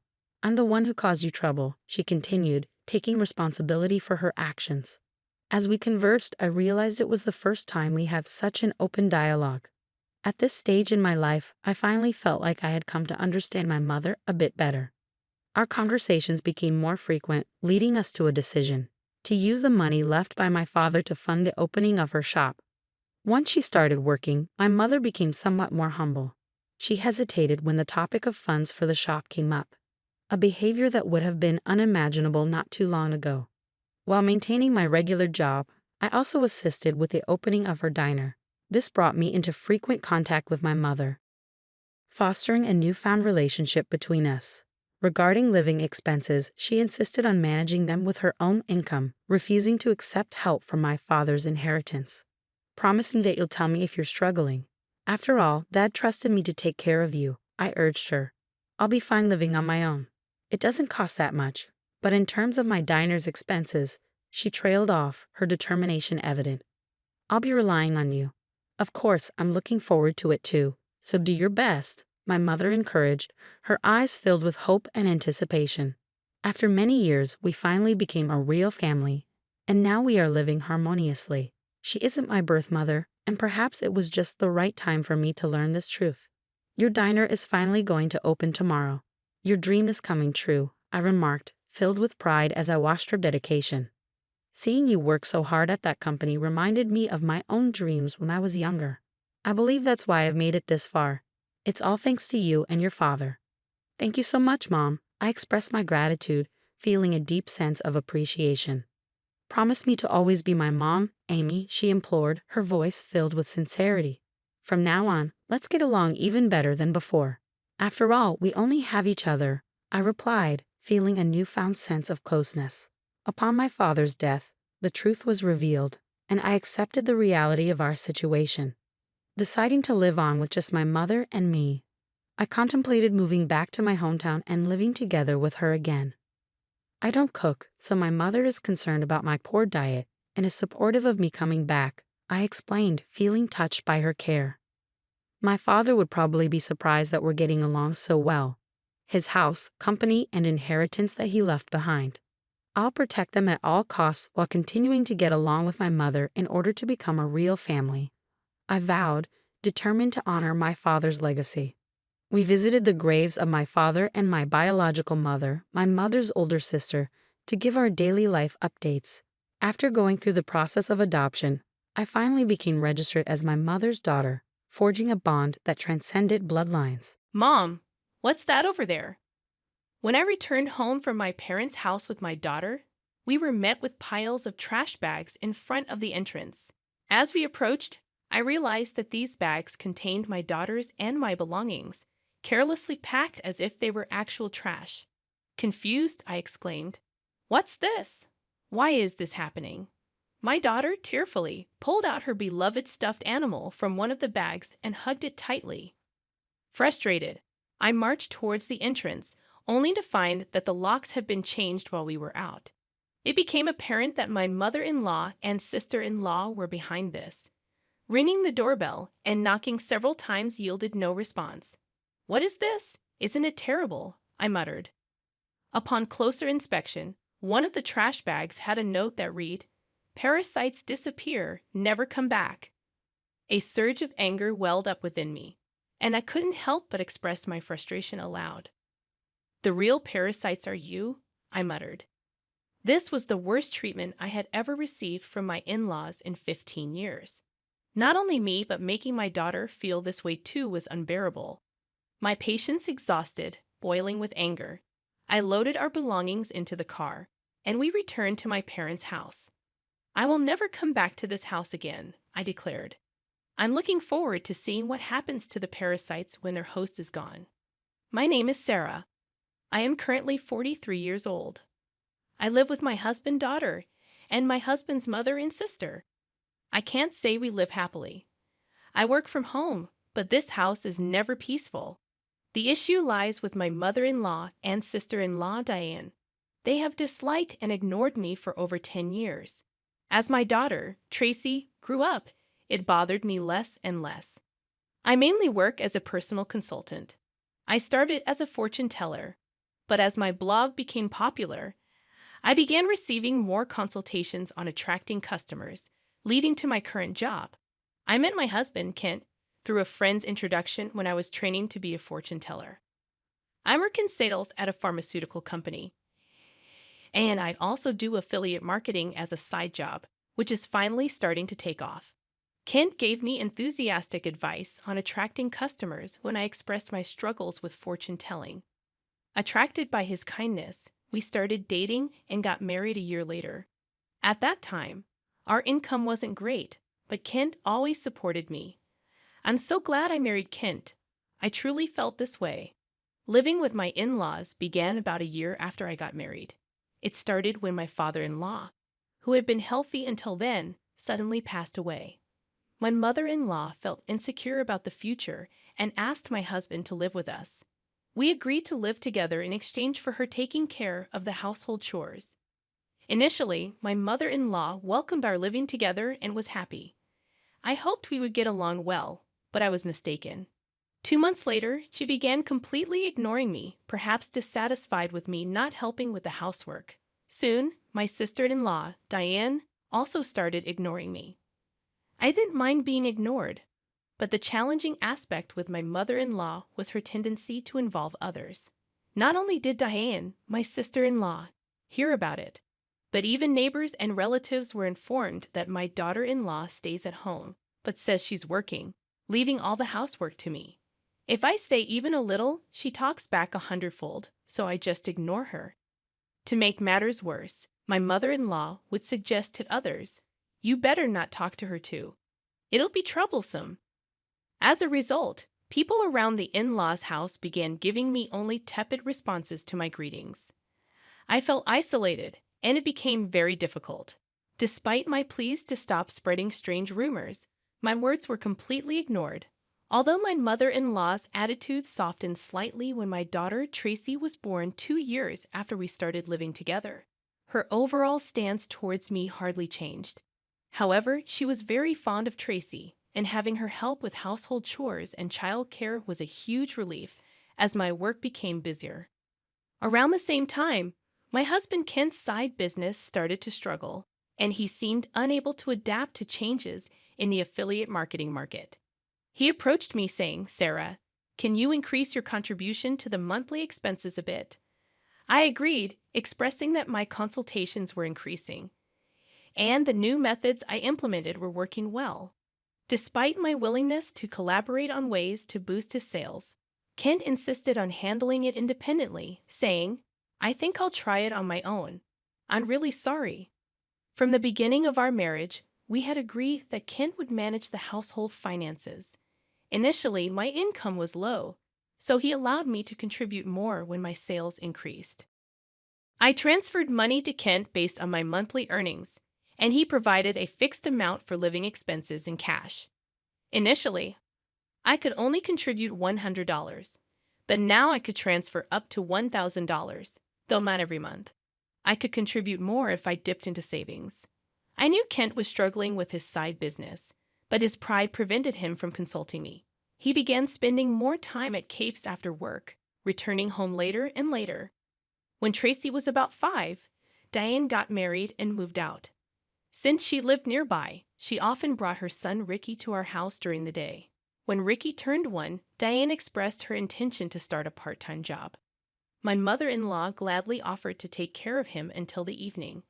Diane was appreciative, saying, "Thank you, I'm so happy." However, as my mother-in-law began caring for Ricky at home, she became very fond of her grandson and started being cold towards Tracy. When they fought, my mother-in-law would scold Tracy, comparing her unfavorably to Ricky. Over time, Tracy started playing near me and began to dislike my mother-in-law's behavior. I spoke up, saying, "Talk to your mother. Tracy and Ricky are both her grandchildren. She should treat them the same. Tracy is already a big sister in elementary school." However, my mother-in-law's focus shifted, and she approached me saying, "Things are tough at the company right now. We might not get bonuses, so could you contribute a bit more?" Despite the challenges, my blog's client attraction was successful, and I started receiving more consultations as a consultant, earning far more than I did as a fortune teller. When Kent requested additional financial support, I responded, "I'm already contributing $2,000 a month. Isn't that enough?" "Yeah, I'm embarrassed to say, but my salary has decreased and the side business isn't going well." "Don't be secretive. We're a couple. We should support each other in tough times." "I'm really ashamed." "Thank you." Later, the amount I contributed gradually increased, and eventually I was transferring $4,000 a month to Kent. Still not wanting to hurt his pride, I let Kent continue to manage the finances. When Tracy was in 6th grade, Diane came back home with Ricky. It seems Diane got divorced due to her infidelity, but I don't know the details. By this time, Tracy could help around the house, so household chores were divided among each family, being ignored by my mother-in-law, and Diane continued, but it no longer bothered me. It's unfortunate that I couldn't give Tracy her own room when she started middle school, as Diane's return meant we ran out of rooms. One night, while discussing which tutoring school Tracy should attend for middle school, Diane suddenly said, "Hey, tutoring is expensive. Why doesn't Tracy study by herself? Could you stop making such comments? I'm paying for the tutoring, so it's none of your business what Sarah's paying." "Impossible. You don't earn anything. Kent said he's supporting you. You're just a leech, aren't you? Ha ha, you married him because he has money, right?" "Exactly. Kent told me not to speak ill of Sarah, who can turn, but that's just shameless." My mind was filled with questions. What does this mean? What has Kent been telling his mother and the others?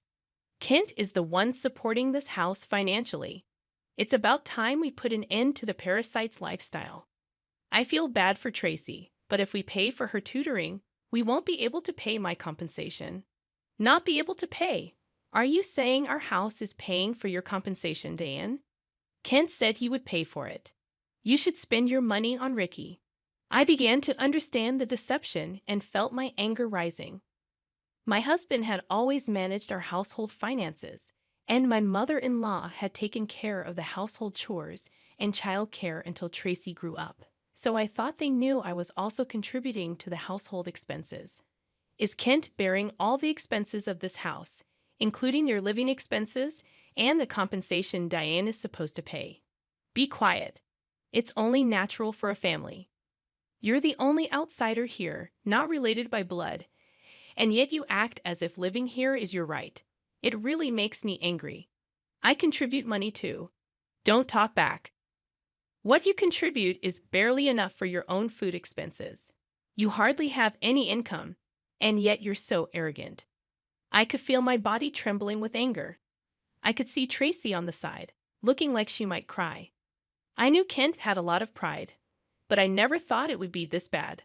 Certainly, in the beginning, Kent was paying for the living expenses and pocket money for my mother-in-law and Diane, but I had started contributing as well, and now we were living on my income.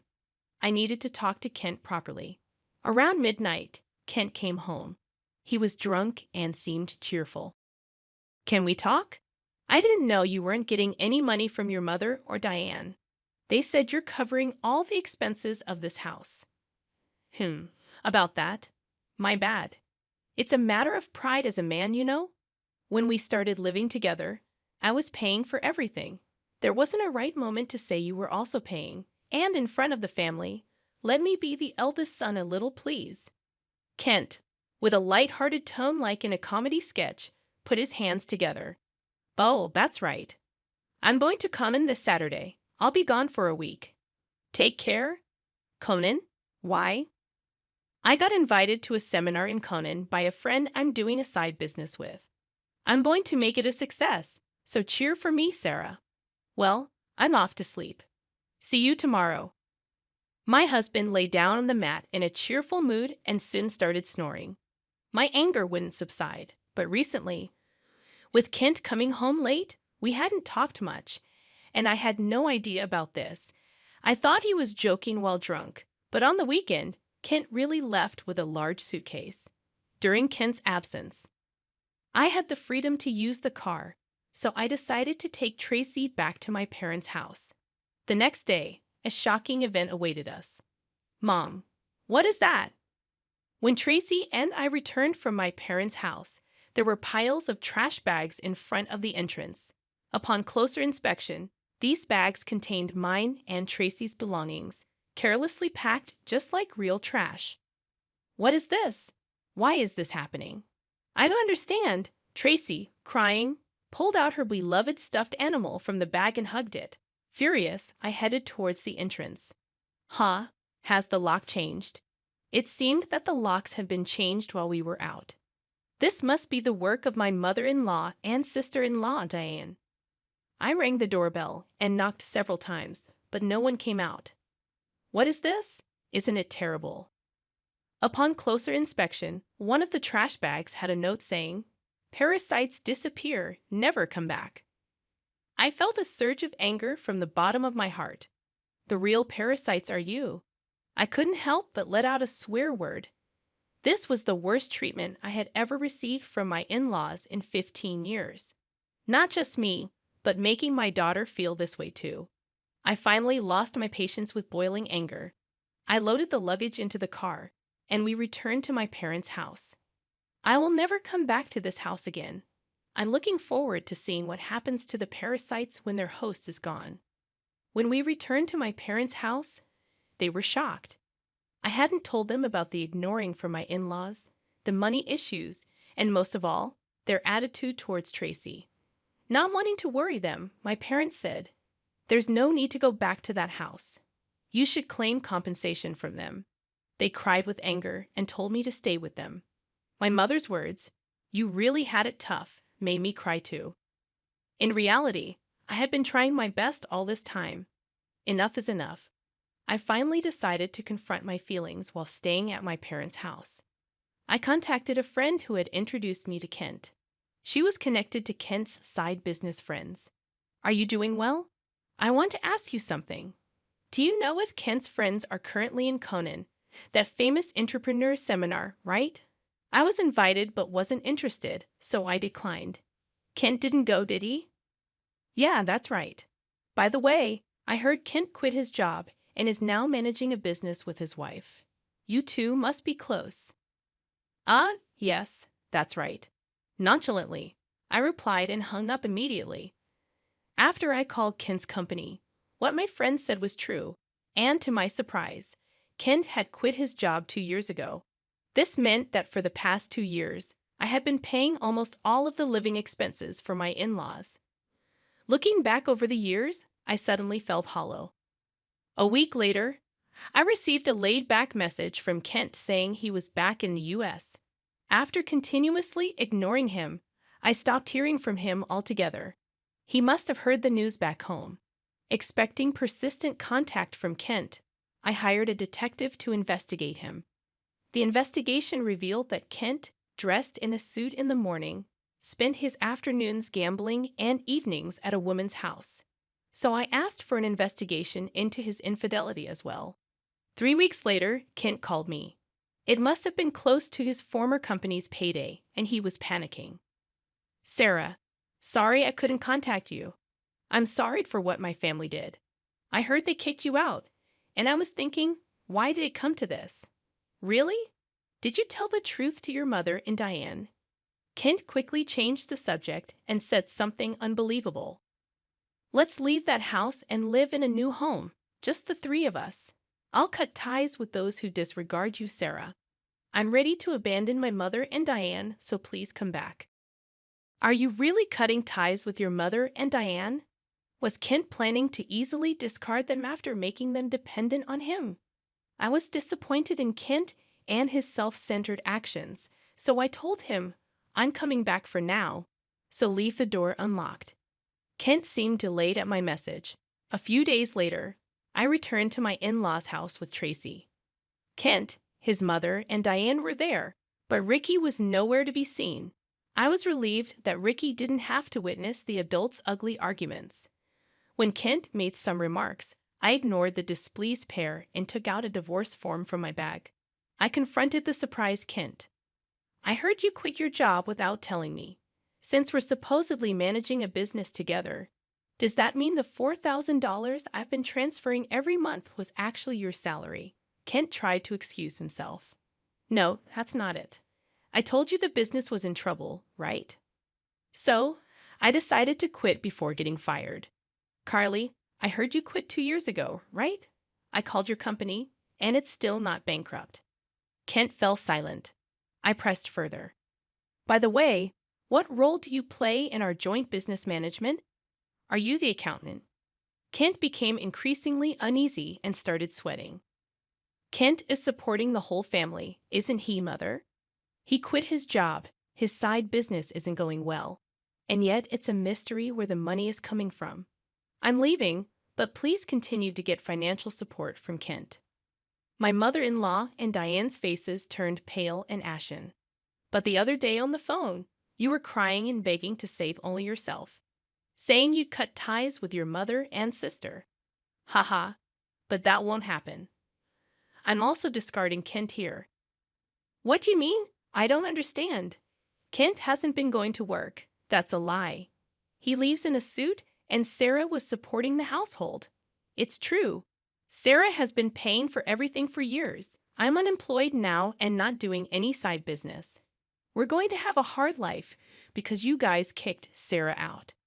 We could have had an easy life without working if you hadn't done anything unnecessary. What do you mean by that? You were planning to abandon us, weren't you? Kent's response ignited the fury of my mother-in-law and Diane. As the three of them caused a commotion, Tracy and I began to take action. I came to pick up some forgotten items. I took a cleaning robot bought within the last 6 months, an expensive microwave favored by my mother-in-law, and the beauty device Diane had gotten from Kent. Wait, that's mine. This is mine since I bought it with my money, or you can pay me back for it. Diane fell silent at my words. Then I searched for and gathered my belongings from their rooms. The belongings they had put out did not include my expensive brand bags and accessories. Why are you taking that too? This is mine. I ignored their complaints and sweet talk. Finally, I dropped a bombshell on Kent. Oh, I forgot. I plan to claim compensation from your mistress, Mary, too. Tell her it's no use running away. What? How do you know about her? I know you went to Conan with Mary recently. Good for you, right? Of course, I have all the evidence of the affair, so no escaping that. No way. You've been deceiving me and having fun for the past 2 years. I'll be claiming compensation for the affair, child support for Tracy, and oh, you were secretly paying Diane's compensation too. I'll be claiming that back as well. As I prepared to leave, my mother-in-law and Diane desperately tried to stop me. I was wrong, Sarah. I'm sorry. We just believed what Ken said. We can't live without you. We'll do anything. Please help us. I can't pay you back for the compensation. I'm sorry too. I apologize for everything. You'll forgive us, right? I couldn't help but laugh at their foolish faces. They finally realized who had been supporting their lifestyle, realizing too late that their non-blood related support was gone. Let's just ignore these people, Mom. Let's go home. Yes, that's right. Kent, you'll be hearing from the lawyer soon. Please take care of it. Leaving a dejected Kent behind, we returned home with the items we had collected. Later, my divorce with Kent was finalized, and I demanded compensation through a lawyer. I received numerous apologies and pleas for reconciliation from my mother-in-law and Diane, but I ignored them all. Surprisingly, there was still some inheritance left from Ken's father. The fact that they had been living off my money without using their own angered me again. However, the inheritance wasn't enough for the compensation, and ultimately, they had to sell the house to make a lump sum payment. Naturally, this included the compensation I had been paying for Diane. After selling the house, I don't know what became of Ken's family. I hope Ken can take care of his family, but ultimately, he will choose his path. I also claimed compensation from Kent's mistress, which led to an unexpected revelation. Through the lawyer, I informed her that Kent was unemployed, and I had been supporting the family. Kent had deceived her, claiming he was an entrepreneur with a successful business. In the end, They broke up after an argument. Tracy and I moved to an apartment, and I was able to give her the room she had longed for. I don't think my 15 years were wasted, but sometimes I wonder if I should have made a decision when I started being ignored. Now, I feel happy that my home is a peaceful place. Oh, indeed? Is it true that you've acquired a house? If so, I'd be interested in living with you. Unexpectedly, my mother-in-law started uttering such an absurd proposition over the phone. She must have caught wind of our recent home purchase from my husband. I could discern my sister-in-law's amused chuckles in the background. Does she believe her laughter can go unnoticed? Honestly, I have no desire to reside with my mother-in-law and the others. I thought my husband shared the same sentiment. However, the fact that they've been informed about our new house. Could it be that they're assuming we'll be living together? The idea that my beloved husband might be in cahoots with them fills me with a bit of apprehension. Yet, I have no intention of yielding to their wishes. Are they trying to manipulate me? If that's their game, I'll reverse the roles. Reflecting on all my past tribulations, I pledged revenge against them. I am Kate Thompson, 30 years old, working as an ordinary employee at a major financial corporation. I married my husband Joe 3 years ago, and though we don't have children yet, there's a valid reason for that, a decision we both took seriously. Joe and I are fully committed to our careers, toiling daily with the aim of advancing. Once our professional lives stabilize, we plan to build our own home and create a stable environment for raising children. We've agreed to revisit the topic of having kids once our careers settle down. This was a decision we made earnestly, sharing our genuine feelings and thoughts. We do aspire to have children eventually, and now, as we prepare for that, I find myself recalling all my past struggles. Then, one day, I successfully executed a well-planned project at work, and my promotion was officially confirmed. While my salary was already sufficient, the promotion brought even more comfort to our lives. On the other hand, Joe, although not promoted, received a substantial salary increase due to his years of service. With both our incomes on the rise, I felt it was time to turn our long-held dream into reality. So I broached the topic with Joe. Joe, I want to talk to you. Over the past year, both of us have had stable incomes. I think it might be time to consider getting our own home. What do you think? Oh, is it time already? From his excited voice, I could tell Joe was thrilled. Actually, I've been thinking about it too, but since I haven't been promoted yet, I felt a bit hesitant to bring it up. Don't worry about that. It's not like only one of us needs to earn money. I was thinking it might be okay to build our home in my name. Really? Well, you do earn more now. If you're okay with it, let's build our home in your name. All right, let's proceed with that. Let's go see some model houses on our next day off. Sounds great. Let's go. We shouldn't miss this opportunity. I really feel grateful for choosing Joe at times like this, as we share the same values. The following week, we made an appointment to view model homes as planned. We looked at various types of houses, expanding our vision for our own home. On weekends, we began creating simple floor plans together, researching online. During a recent visit to a construction company, they suggested that instead of leaving everything to them, it's better if we create our own image for a more satisfying home. So Joe and I started building that image.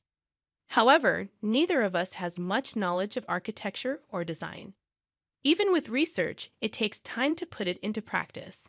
While taking breaks, we continued working, and then the doorbell rang. I thought it was a delivery, but when I opened the door, my mother-in-law was standing there. Unexpectedly, huh? Mother, what brings you here so suddenly like this? My mother-in-law sometimes visits our place without notice. She glared at me and, without a word, took off her shoes and went into the house on her own. I'm here, Joe. Huh, Mom, what's up? Surprised by his mother's call, Joe showed a startled reaction.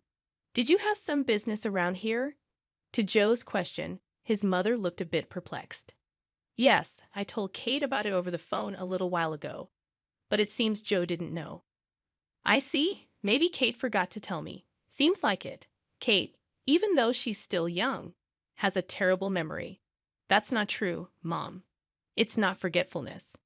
Kate is incredibly busy with work, and at the same time, she takes care of the household. Her mind is always full of things to do. You're such a kind boy, Joe. If your late father were here, he definitely wouldn't have forgiven that. I really respect Kate from the bottom of my heart. So, Mom, why did you come here today? To Joe's question, his mother smiled contentedly. Then, she slowly took out a travel brochure from her bag, spread a page with a post-it note on the table, and showed it. Listen, Joe. I've always wanted to go to Niagara Falls. Won't you take me, please? My mother-in-law began to say such things excitedly out of the blue. Caught off guard by the sudden request, both Joe and I were left staring at her, mouths agape. My mother-in-law, relentless, kept pressing Joe, who was clearly flustered. Come on, Joe, you agree, right? Think of it as a way to show filial piety. Wait a minute, Mom. I'm in trouble if you suddenly say you want to go on a trip, though you can come too. Actually, I was thinking of going with Claire, but if Joe wants to go, I'm delighted to turn it into a family trip. Claire is Joe's sister. What are you talking about? Kate is here, and I can't get time off from work. But it's strange for me to pay for a trip for you and my sister, right? Not strange at all. Spending money for the family is a wonderful thing, don't you think so, Kate? Suddenly turning to me, my mother-in-law sought my agreement. Though shaken, I firmly expressed my opinion to her. Well, using one's own money for family isn't bad, but I think imposing it on others is different. What do you mean by that? Are you saying I'm trying to extort travel expenses from Joe? I didn't mean to say it in such a harsh way, but listening to you, it sounded like you just wanted us to pay for the trip, Kate. That's terrible. I had no such intention, but you're making me out to be the villain in front of Joe. I'm so shocked. That's not. I didn't mean to call you a villain. I just answered honestly to what was asked. Okay, no need for excuses, Kate. Why are you so heartless? You must not like me, do you? My mother-in-law, visibly upset, glared at me with icy cold eyes. It always turns out like this when she comes over. She always finds some reason to demand money and then squanders it with Claire, Joe's sister. Spending money for the family sounds nice, but what my mother-in-law does is practically extortion. The situation is entirely different when Joe gives them money out of kindness. No matter that they're family, I never really liked Joe's brazen mother and sister. According to Joe, his mother and sister became so selfish after his father passed away. Joe's father died when he was in high school, and since then, they have lived as a trio. While his strict father was alive, he watched over the finances.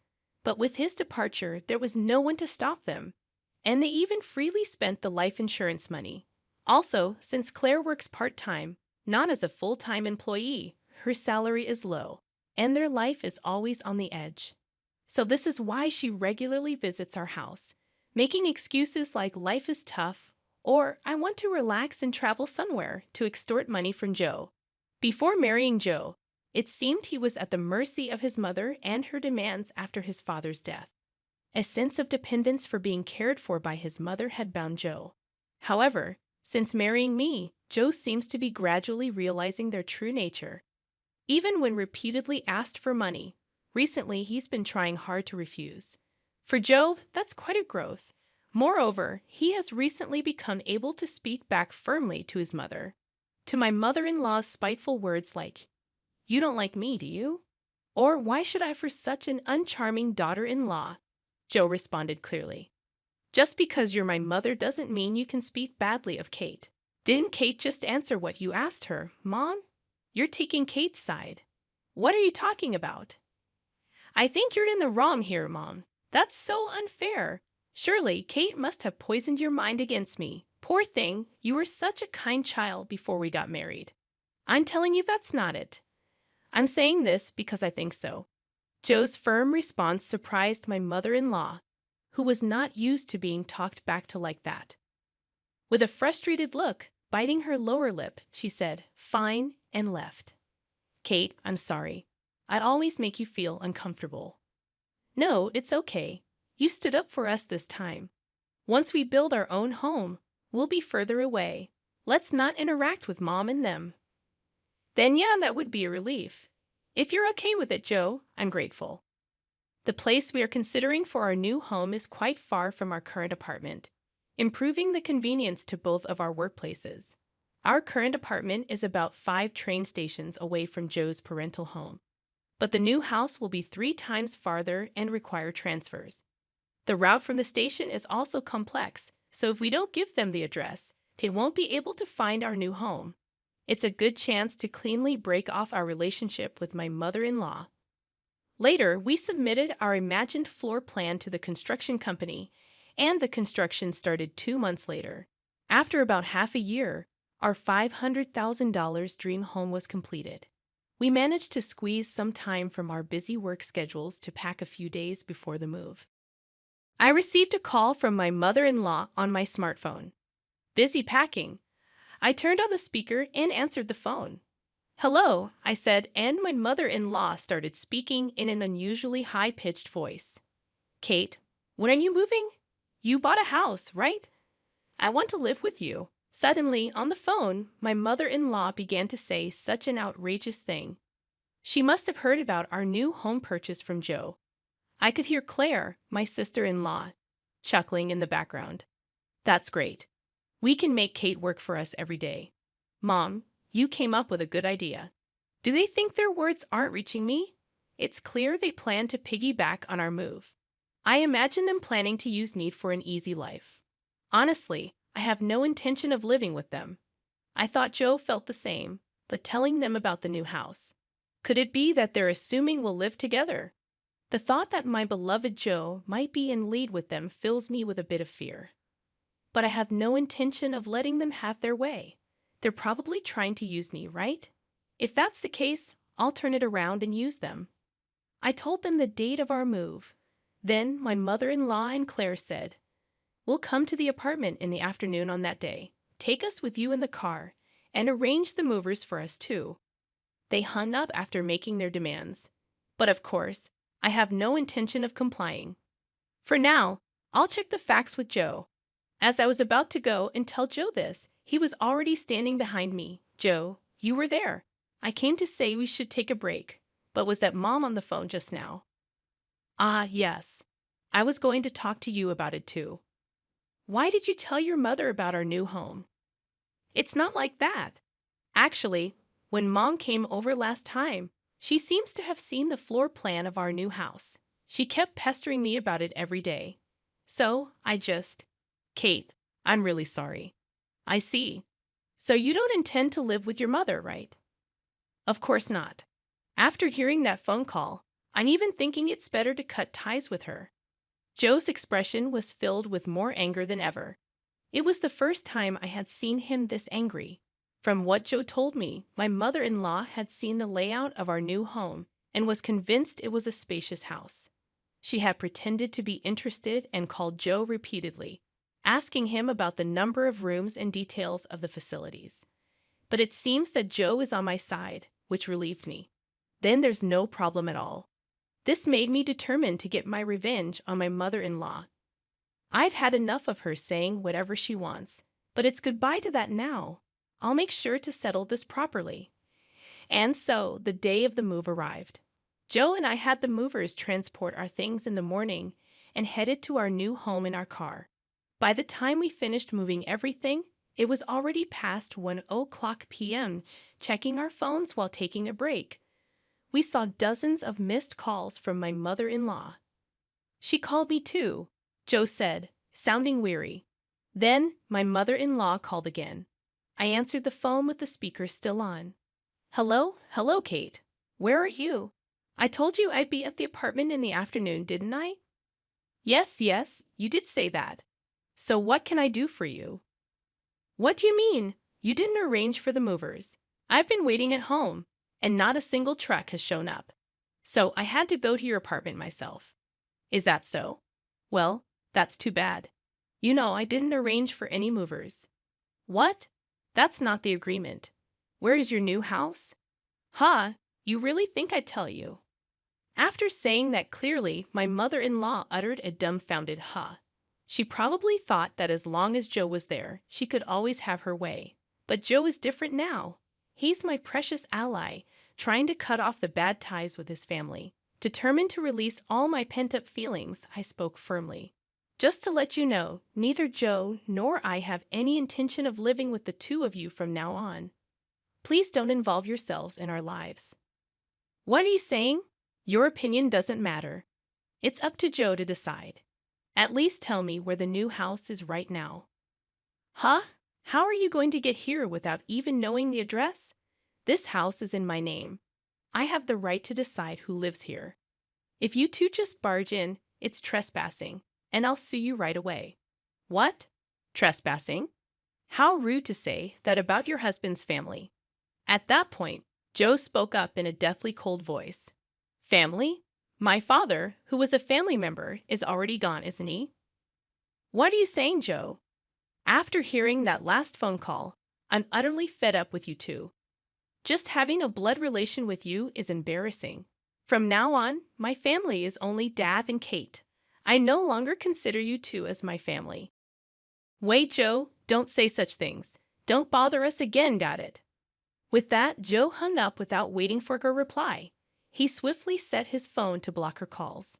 Hey, Joe, are you really okay with this? Yeah, I finally realized that Mom was just using me to her advantage. I feel completely relieved now. Joe looked truly refreshed, sincerely believing what he said. That's how we, as a couple, managed to cut off the bad ties with my mother-in-law and sister. Afterwards, they had to change their lifestyle drastically, as Joe stopped supporting them completely. Without any contact with Joe, they lost their fallback option. Later on, my sister-in-law's part-time income wasn't enough, and my mother-in-law had to start working part-time as well. Being a housewife for so long, she wasn't used to the working environment and was clumsy, often being disliked at her workplace.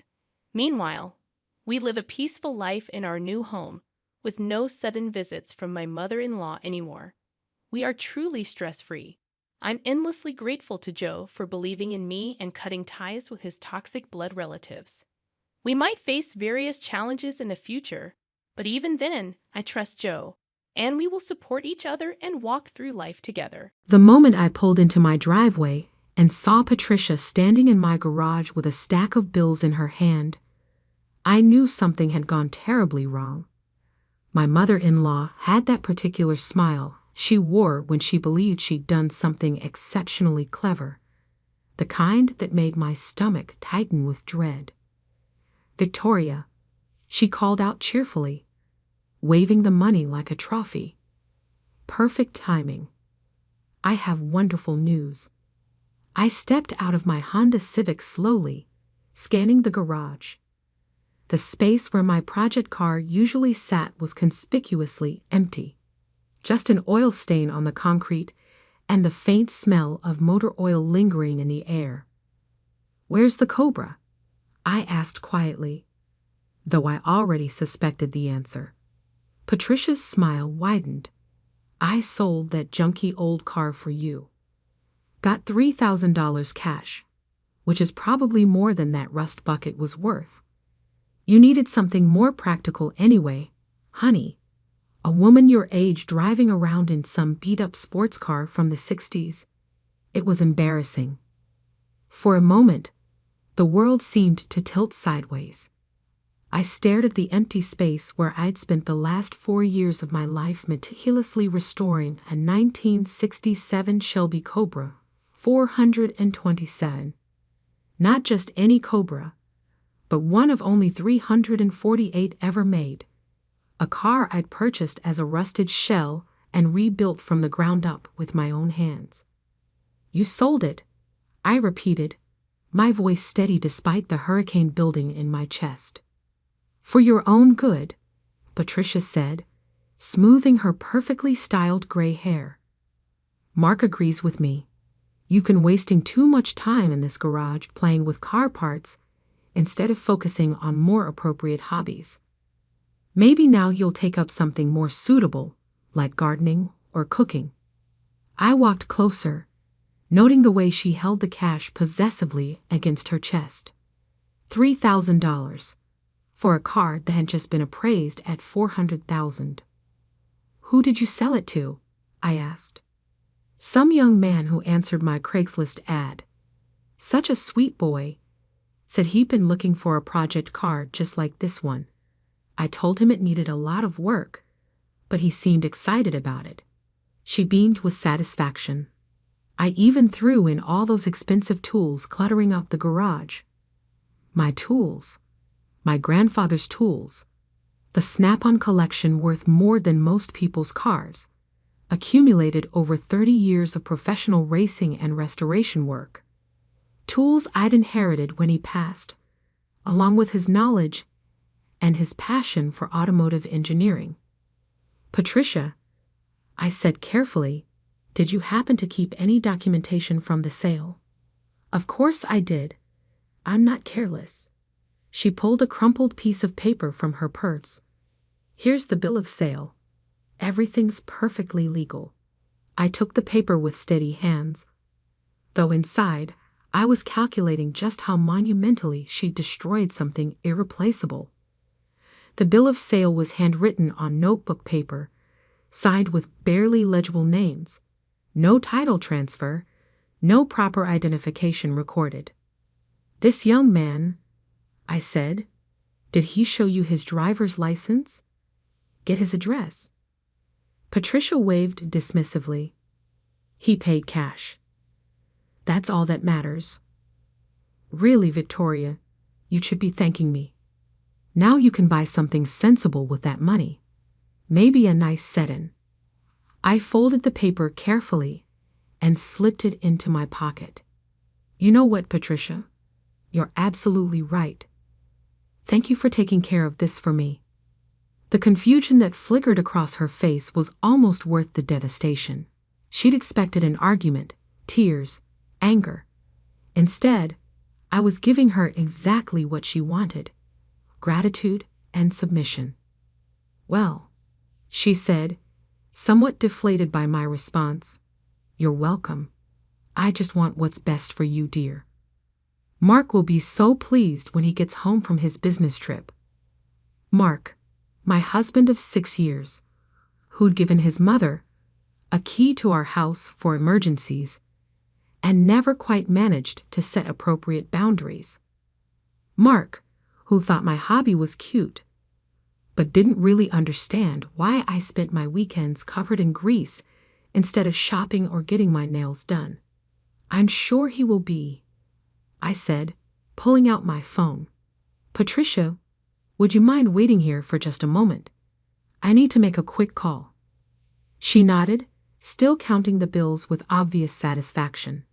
Take your time, dear. I'll just tidy up this garage a bit while you're handling whatever business you need to.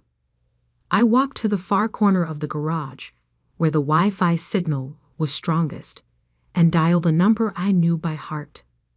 Detective Martinez, this is Victoria Chen. I need to report a theft. Victoria, what happened? Detective Carmen Martinez had been a friend since college, back when we were both struggling through our respective programs. She in criminal justice, me in mechanical engineering.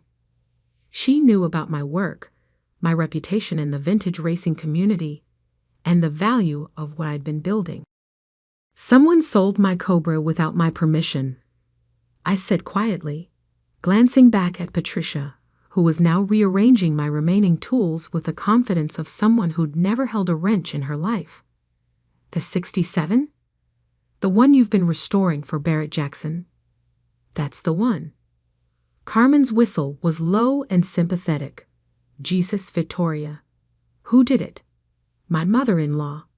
She had access to the garage and thought she was doing me a favor by getting rid of my junk car for $3,000. There was a long pause. $3,000? For numbers matching 427 Cobra. Apparently, she listed it on Craigslist as a project car that needed work. That's got to be the most expensive mistake in automotive history. What do you need from me? I've got the buyer's information from the bill of sale, but it's pretty sparse. Can you run what I have and see if we can track down where my car went? Absolutely. Text me everything you've got. And Victoria? I'm sorry. I know what that car meant to you. I glanced at Patricia, who was now trying to organize my socket sets by color rather than size. Thanks, Carmen. I'll send you the details now. After ending the call, I typed out the buyer's information, what little there was, and sent it to Carmen. Then I walked back to where Patricia stood, her hands on her hips, surveying the garage like a general reviewing conquered territory. All taken care of, I said pleasantly. Now, why don't you head home? Mark should be back from Chicago tomorrow evening, and I'm sure you'll want to tell him all about your successful sale. Of course. She gathered her purse and the cash, practically glowing with self-satisfaction. And remember, this is really for the best. You'll see. After she left, I stood alone in the garage, staring at the empty space where my Cobra had lived. 4 years of work, 4 years of research, of hunting down original parts, of learning welding techniques from YouTube videos, of rebuilding that 427 big block engine by hand. 4 years of connecting with my grandfather's memory through every bolt I turned and every panel I straightened. Patricia saw junk. I saw art. The next morning, Carmen called with news. The name on the bill of sale is fake, she said without preamble. David Johnson, but the phone number doesn't exist, and there's no David Johnson at the address listed. Professional buyer? That's what I'm thinking. Someone who knows to scout Craigslist for undervalued classics, uses fake information, and probably flips them quickly through auction houses or private dealers. I leaned back in my office chair, staring out the window of the engineering firm where I worked as a senior consultant. So my car is probably already gone. Maybe not. I've got some contacts in the classic car world. Let me make some calls, see if anyone's heard about a Cobra suddenly appearing on the market. Thanks, Carmen. I owe you.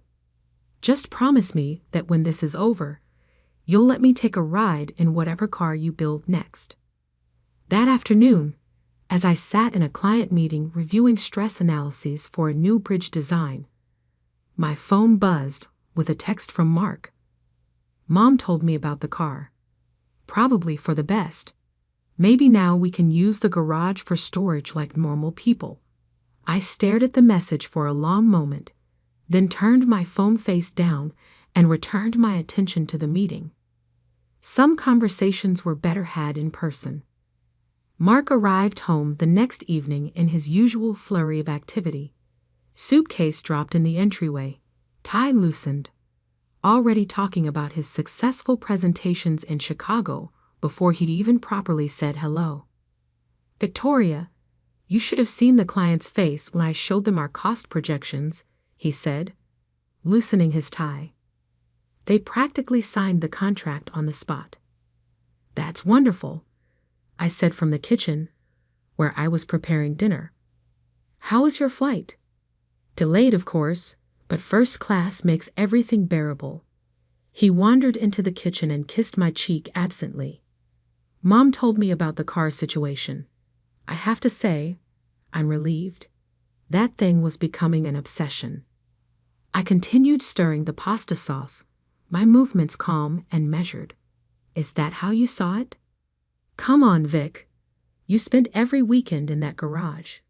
It was like being married to a mechanic. He laughed, clearly not noticing the tension in my shoulders. Now we can actually use the space for something practical. Maybe set up a home gym or create some proper storage. Your mother sold my car without my permission, I said quietly. She was trying to help. You know how she is, always thinking about what's best for family. He opened the refrigerator and grabbed a beer. Besides, $3,000 isn't bad for something that old. We can put it toward a nice vacation. I turned to face him, studying the man I'd married. Mark was handsome in a conventional way, tall, well-dressed, successful in his sales career. But standing in our kitchen, casually dismissing 4 years of my work as a minor inconvenience, he looked like a stranger. That car was worth $400,000, I said. Mark nearly choked on his beer. What? It was a 1967 Shelby Cobra 427, one of 348 ever made. I'd been restoring it to museum quality for the Barrett-Jackson auction in Scottsdale. The color drained from his face. You never told me it was worth that much. You never asked. In 6 years of marriage, you never once asked me about the technical aspects of what I was doing. Never inquired about the value. Never showed any interest beyond complaining that I spent too much time working on it. But $3,000. Mom said it was just an old project car. Your mother committed theft. She sold property that didn't belong to her for a fraction of its value to a buyer who gave false information. Mark set down his beer with shaking hands. Can we get it back? I don't know. The police are investigating, but the buyer used a fake name and address. Professional car thieves often use Craigslist to find exactly these kinds of opportunities. Expensive classics being sold by people who don't know their value. Oh God, what are we going to do? For the first time since I'd come home to find Patricia counting her cash, I smiled. Not the polite, controlled smile I'd been wearing for the past 2 days, but something colder. We are not going to do anything, Mark. I am going to continue working with the police to recover my property. You are going to have a very difficult conversation with your mother about boundaries and legal consequences. The next morning brought a call from Carmen that changed everything. I found your car, she said, excitement clear in her voice. I was in my office, but I immediately closed the door and sat down heavily. Where? Scottsdale. A private collector named James Morrison bought it from a dealer yesterday. Paid $250,000, which means someone made a very nice profit flipping your Cobra. $250. It was worth $400 fully restored. The dealer probably told him it needed work. But here's the good news. Morrison is a legitimate collector, not a flipper. When I explained the situation, he was horrified. He's willing to cooperate fully. What does that mean? It means we can prove the chain of theft. Morrison has documentation from the dealer. The dealer has records from the original buyer, your fake David Johnson. And we have Patricia's bill of sale. It's a clear case of receiving stolen property. I leaned back in my chair, finally allowing myself to breathe. So we can get it back. We can get it back. Morrison's insurance will cover his loss.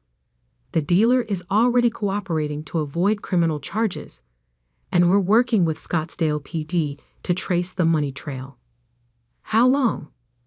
Could be a few weeks for all the paperwork, but your car is being held as evidence. It's not going anywhere. That evening, I called a family meeting. Mark sat across from me at our dining room table, looking haggard and pale. Patricia arrived fashionably late, still carrying herself with the confidence of someone who believed she'd done a good deed.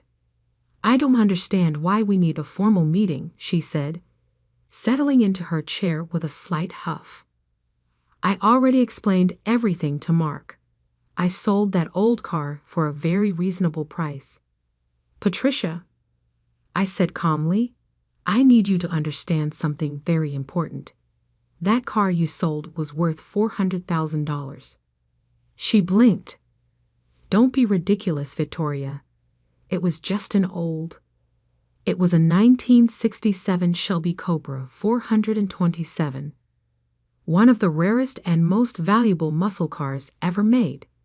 I've spent 4 years restoring it to concours condition. Patricia's confident expression flickered. That's impossible. It looked like junk. That's because restoration is a process. What you saw as rust and primer was actually a car that had been completely disassembled, with every component rebuilt or restored to original specifications. I pulled out my tablet and opened the photo album I'd been keeping throughout the restoration. This is what it looked like when I started. The first photo showed the Cobra as I'd found it. A rusted shell with no engine, no interior, sitting on blocks in a barn in Arizona. Patricia looked at it dismissively. See? Junk. I swiped to the next photo. This is after I'd media blasted the body and begun bodywork. The shell gleamed with primer. Every line clean and true. Another swipe. The engine rebuild. My grandfather's tools spread across the workbench. The 427 big block torn down to individual components. Each piece cleaned and measured and restored. Patricia's expression grew less certain with each image. The interior restoration. Hand-stitched leather seats. Original gauges rebuilt and recalibrated. A dashboard that looked like it had just rolled off the assembly line in 1967. The final assembly. Everything coming together, chrome gleaming, paint flawless. And this, I said, showing her the final photos, is what you sold for $3,000. The completed Cobra sat in our garage, every surface perfect, every detail authentic. It looked like it had been transported through time from the Shelby factory, untouched by the decades. Patricia's face had gone ashen. I had no idea. The young man who bought it wasn't a sweet boy looking for a project car, I continued. He was a professional car thief who uses Craigslist to find exactly these situations. Valuable cars being sold by people who don't recognize their worth. Car thief? Mark's voice cracked. The name and address he gave were fake. The police are investigating, but he's probably done this before. Take advantage of family disputes, estate sales, or well-meaning relatives who think they're helping. Patricia was staring at the photos, her mouth slightly open. $400,000? That's what it was worth. The police have found it, by the way. A collector in Scottsdale bought it from a dealer for $250,000.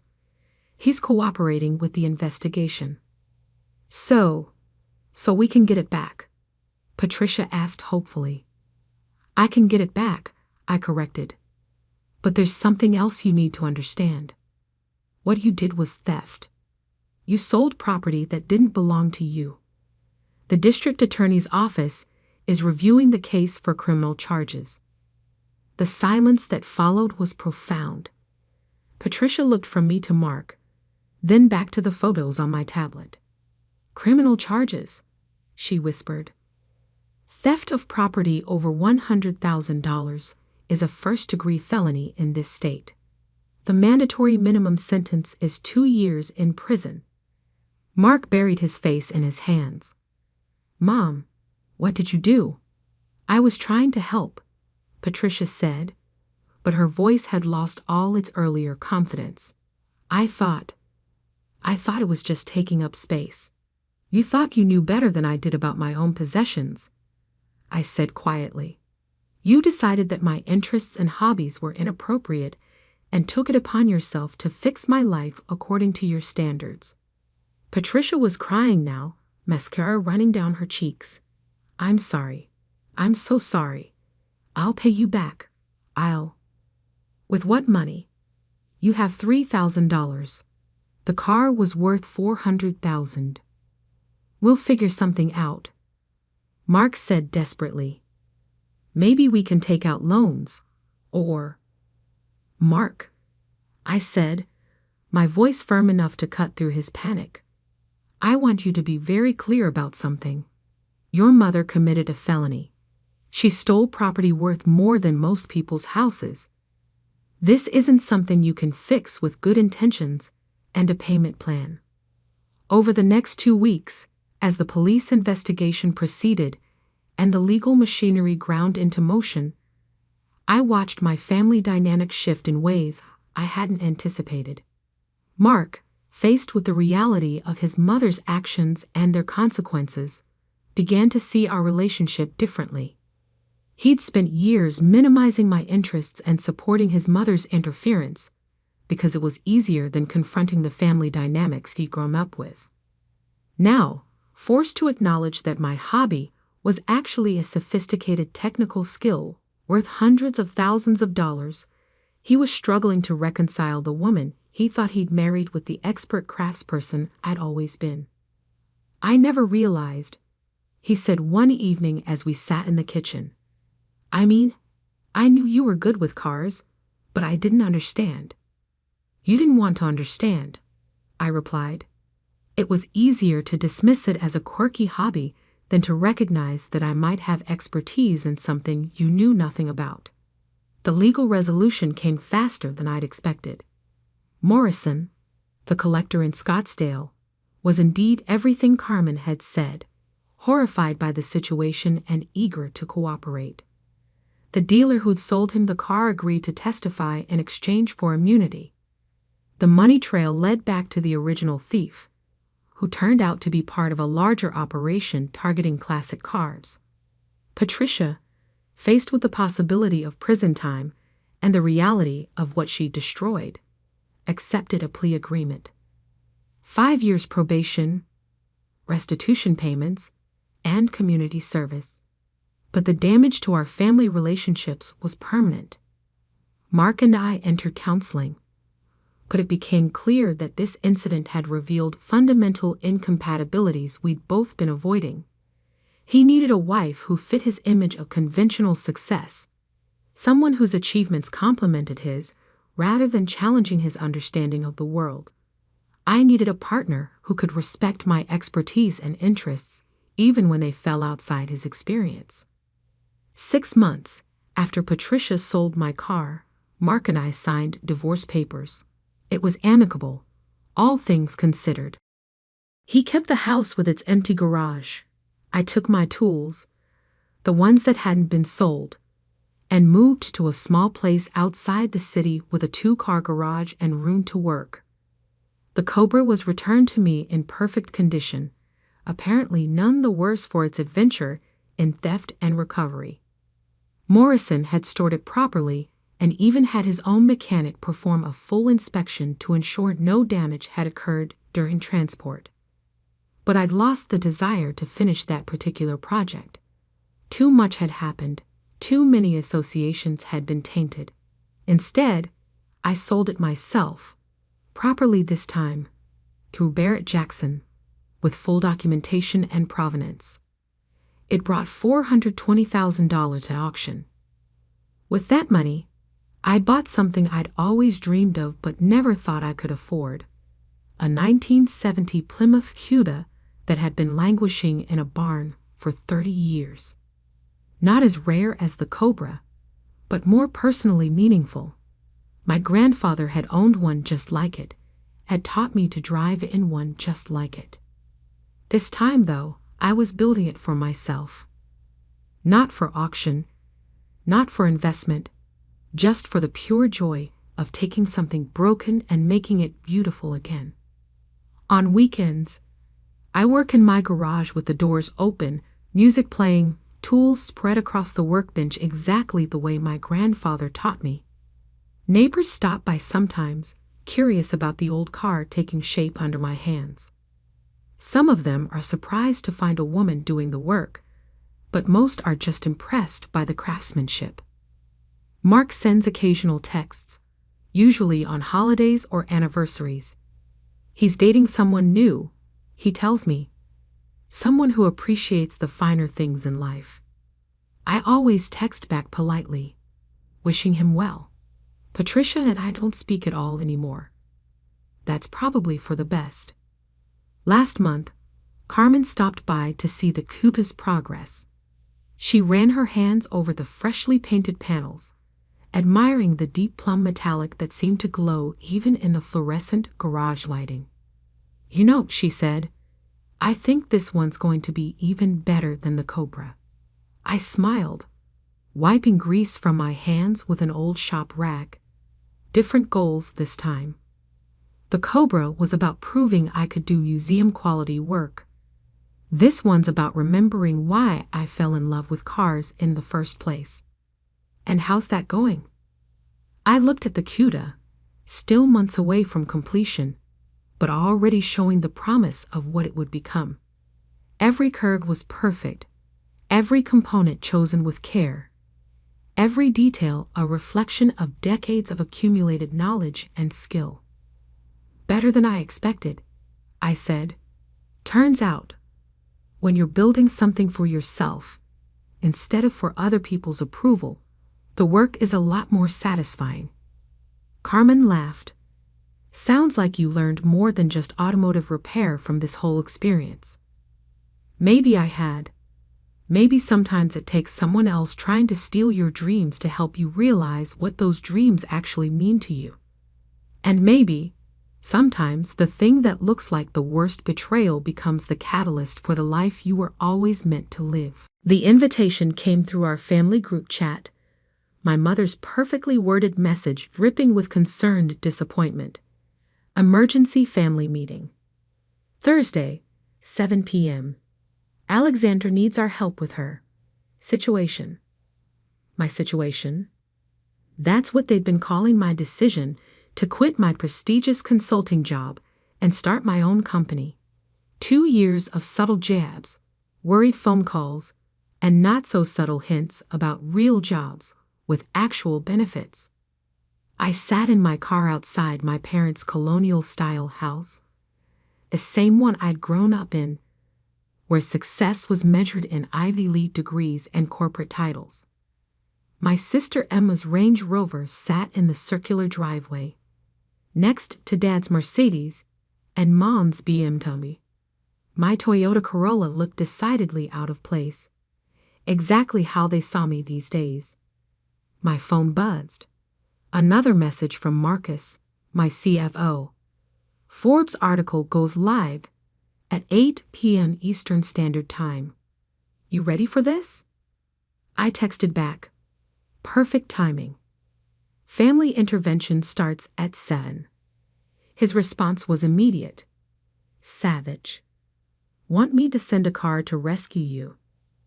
No need. Some things are worth waiting for. I checked my reflection in the rearview mirror. No designer clothes tonight. Just a simple black blazer over a white shirt, minimal makeup, hair pulled back neatly. Let them think I couldn't afford better. It made the coming revelation sweeter. The door opened before I could knock. Mom stood there in her channel suit, perfect makeup not quite hiding her frown lines. Alexandra, darling, you're late. By 2 minutes, Mom. Details matter in business, dear. She ushered me inside. Something you might want to consider. The living room was set up like a corporate intervention. Dad in his power position by the fireplace, Emma and her husband James on the leather sofa, Mom's sister, Aunt Patricia, in the wingback chair. They'd even called in reinforcements. Ally. Emma air-kissed my cheek. Love the blazer. H&M. Thrift store, actually. I watched her try to hide her horror. Sustainable fashion. Very on trend. Dad cleared his throat. Let's get started. We're here because we're worried about you, Alexandra. About my situation? I took the least comfortable chair, deliberately facing them all. About your choices, Mom corrected. 2 years ago, you had everything. Junior partner track at McKinsey. That lovely penthouse apartment. William. Ah, yes, William. The investment banker they'd practically planned my wedding to, before I called it off to start my company. And now, Dad gestured vaguely. living in that tiny apartment, driving that old car, working on some, what do you call it? Tech startup, James supplied helpfully. Though startup implies growth potential. He smiled, all teeth, and MBA confidence. I took a look at your sector. The market's saturated. No room for new players without serious capital backing. I bit back a smile. James, who tried to get his own startup funded 3 times before falling back on his trust fund. James, who had no idea he'd been pitching to one of my subsidiary investment firms last month. James, who'd been rejected. Again. We're just trying to help, Emma added. There's no shame in admitting something isn't working. Mackenzie would take you back in a heartbeat. Actually, Aunt Patricia chimed in. Barbara's daughter just got promoted to partner there. Youngest female partner in their history. She paused meaningfully. That could have been you. I checked my watch. 7:43 p.m. The Forbes article would drop in 17 minutes. You haven't even told us what your company actually does, Mom complained. All this secrecy, these long hours, and what do you have to show for it? Dad stood, assuming his CEO stance, the same one he'd used for countless boardroom presentations. We're here to discuss your failing company and plan your next steps. No more avoiding the reality. Emma's phone chimed. She glanced at it, then did a double take. Her perfectly maintained composure cracked. Oh my God, she whispered, then louder. Why is your face on Forbes' 30 under 30 list? The room froze. Mom's wine glass stopped halfway to her lips. James grabbed Emma's phone. That's impossible, he scrolled frantically. This can't be. Alexander Bennett, 28, founder and CEO of Neurotech Solutions. Valued at. This has to be a mistake. $2 billion, I supplied calmly.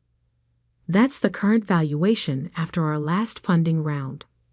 Though that number's a bit outdated now. Dad sank back into his chair. $2 billion? Would you like to know what my company does now? I pulled out my tablet, opening our investor presentation. Neurotech Solutions develops AI-driven adaptive learning systems. We're revolutionizing how machines process and respond to complex data. That tiny apartment I live in, it's actually the smallest unit in a building I own. That old Toyota. I bought it because it's practical and reliable, like all good investments should be. Mom's wine glass trembled. But you never said anything. You never asked. You were too busy lamenting my failure to notice my success. I stood up, straightening my thrift store blazer. Our technology is being implemented by major tech companies worldwide. That's why I've been working such long hours. That's why I've been secretive.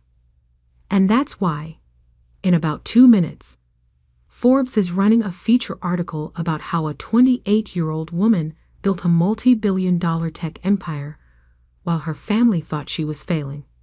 Emma's phone kept buzzing. Notifications pouring in as the article went live.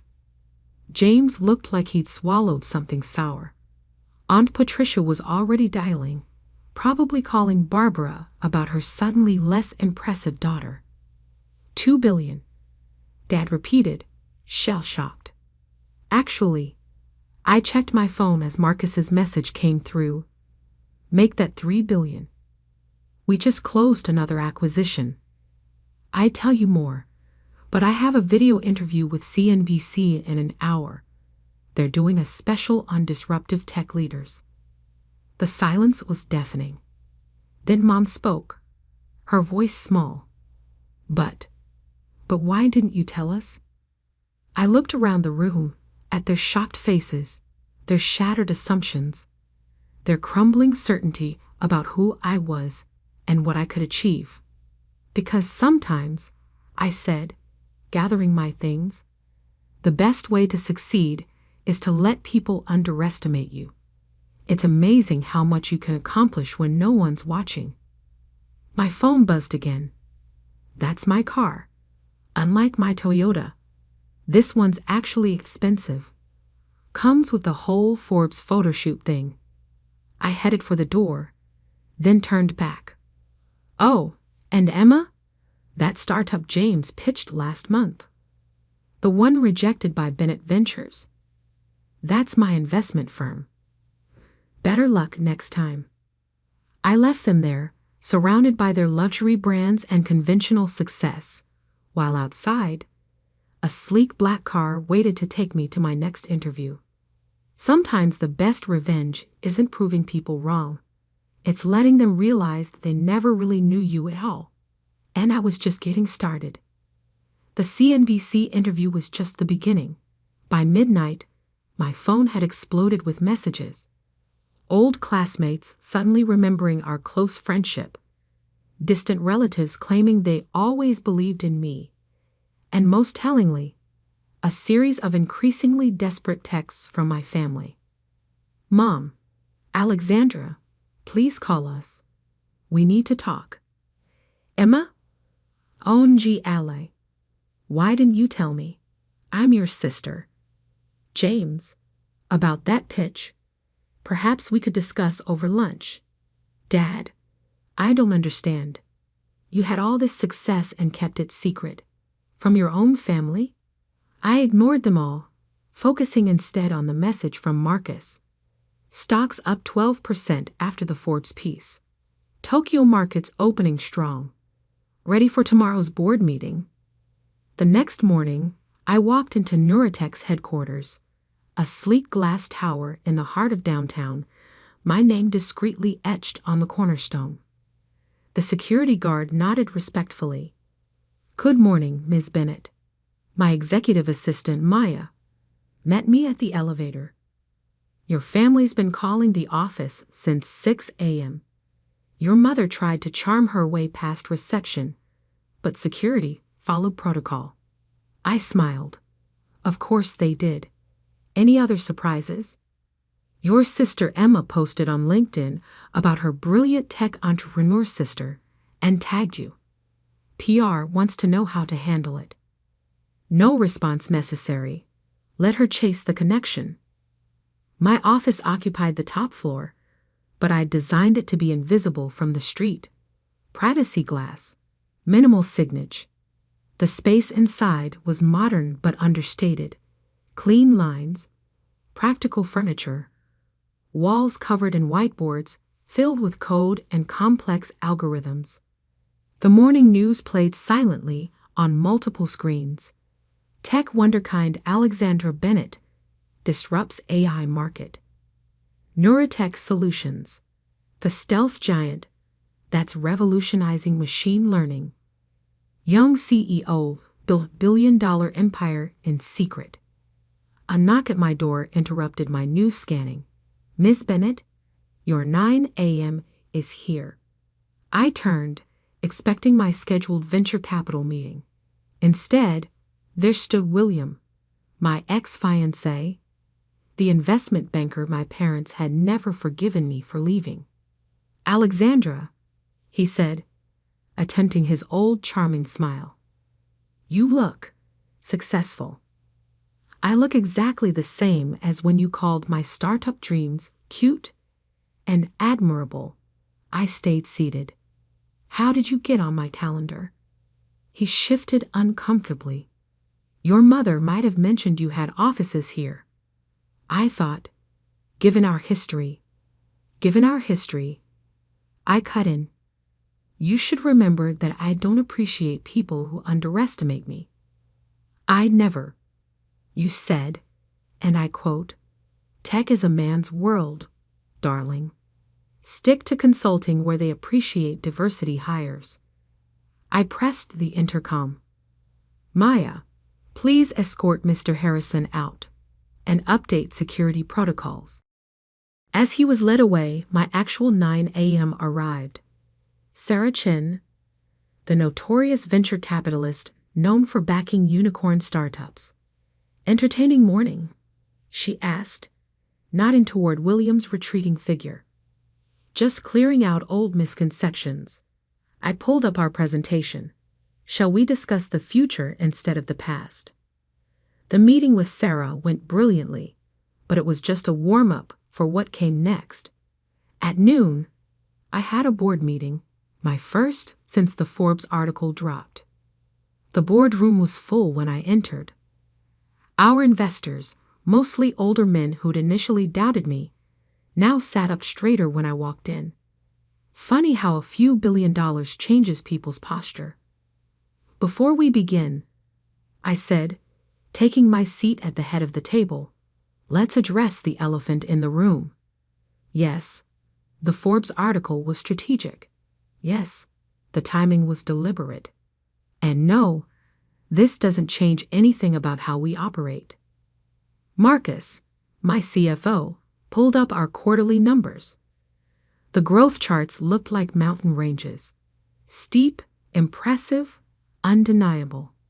As you can see, I continued, our decision to operate in stealth mode while building our technology base has paid off.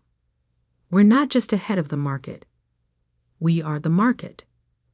One of our early investors, a man who'd once suggested I bring in a more experienced CEO, cleared his throat. The numbers are impressive, but the publicity changes things. Your family. My family is irrelevant to this company's operations. I pulled up another slide. What is relevant is our next move. Project Nexus. The room fell silent as I outlined our new AI architecture, technology that would make our current success look like a warm-up.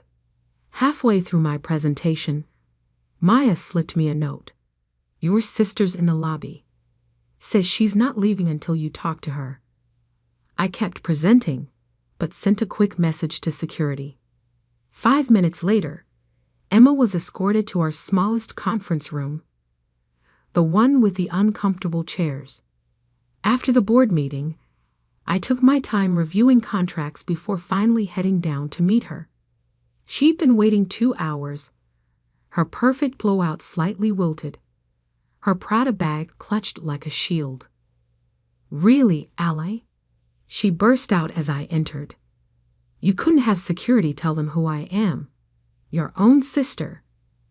They know exactly who you are. I sat down. That's why they followed protocol. She deflated slightly. Mom's crying, you know. Dad hasn't gone to work. They feel betrayed. Betrayed? I raised an eyebrow. By what? My success? My independence? Or the fact that they can't take credit for it? It's not like that. We're family. We should have been part of this. Like you made me part of your life? All those family dinners where you and James talked about your achievements. Those charity galas where Mom introduced you as my successful daughter and me as Alexandra. She's finding herself. Emma flinched. That's not fair. We didn't know. Because you never asked. You were too busy feeling superior to actually see what I was building. And now, she gestured around. Now that we know, can't we start over? James would love to collaborate. Ah, yes, James. I pulled out my tablet, opening his pitch history. 3 failed startups, 2 SEC warnings for questionable trading practices, and a trust fund that's dwindling faster than his excuses. That James. Her face reddened. How did you? I know everything about everyone who tries to do business with my company, including the fact that he's been bad-mouthing me to potential investors for 2 years. Amateur hour, I believe he called it. Emma's designer bag slipped from her fingers.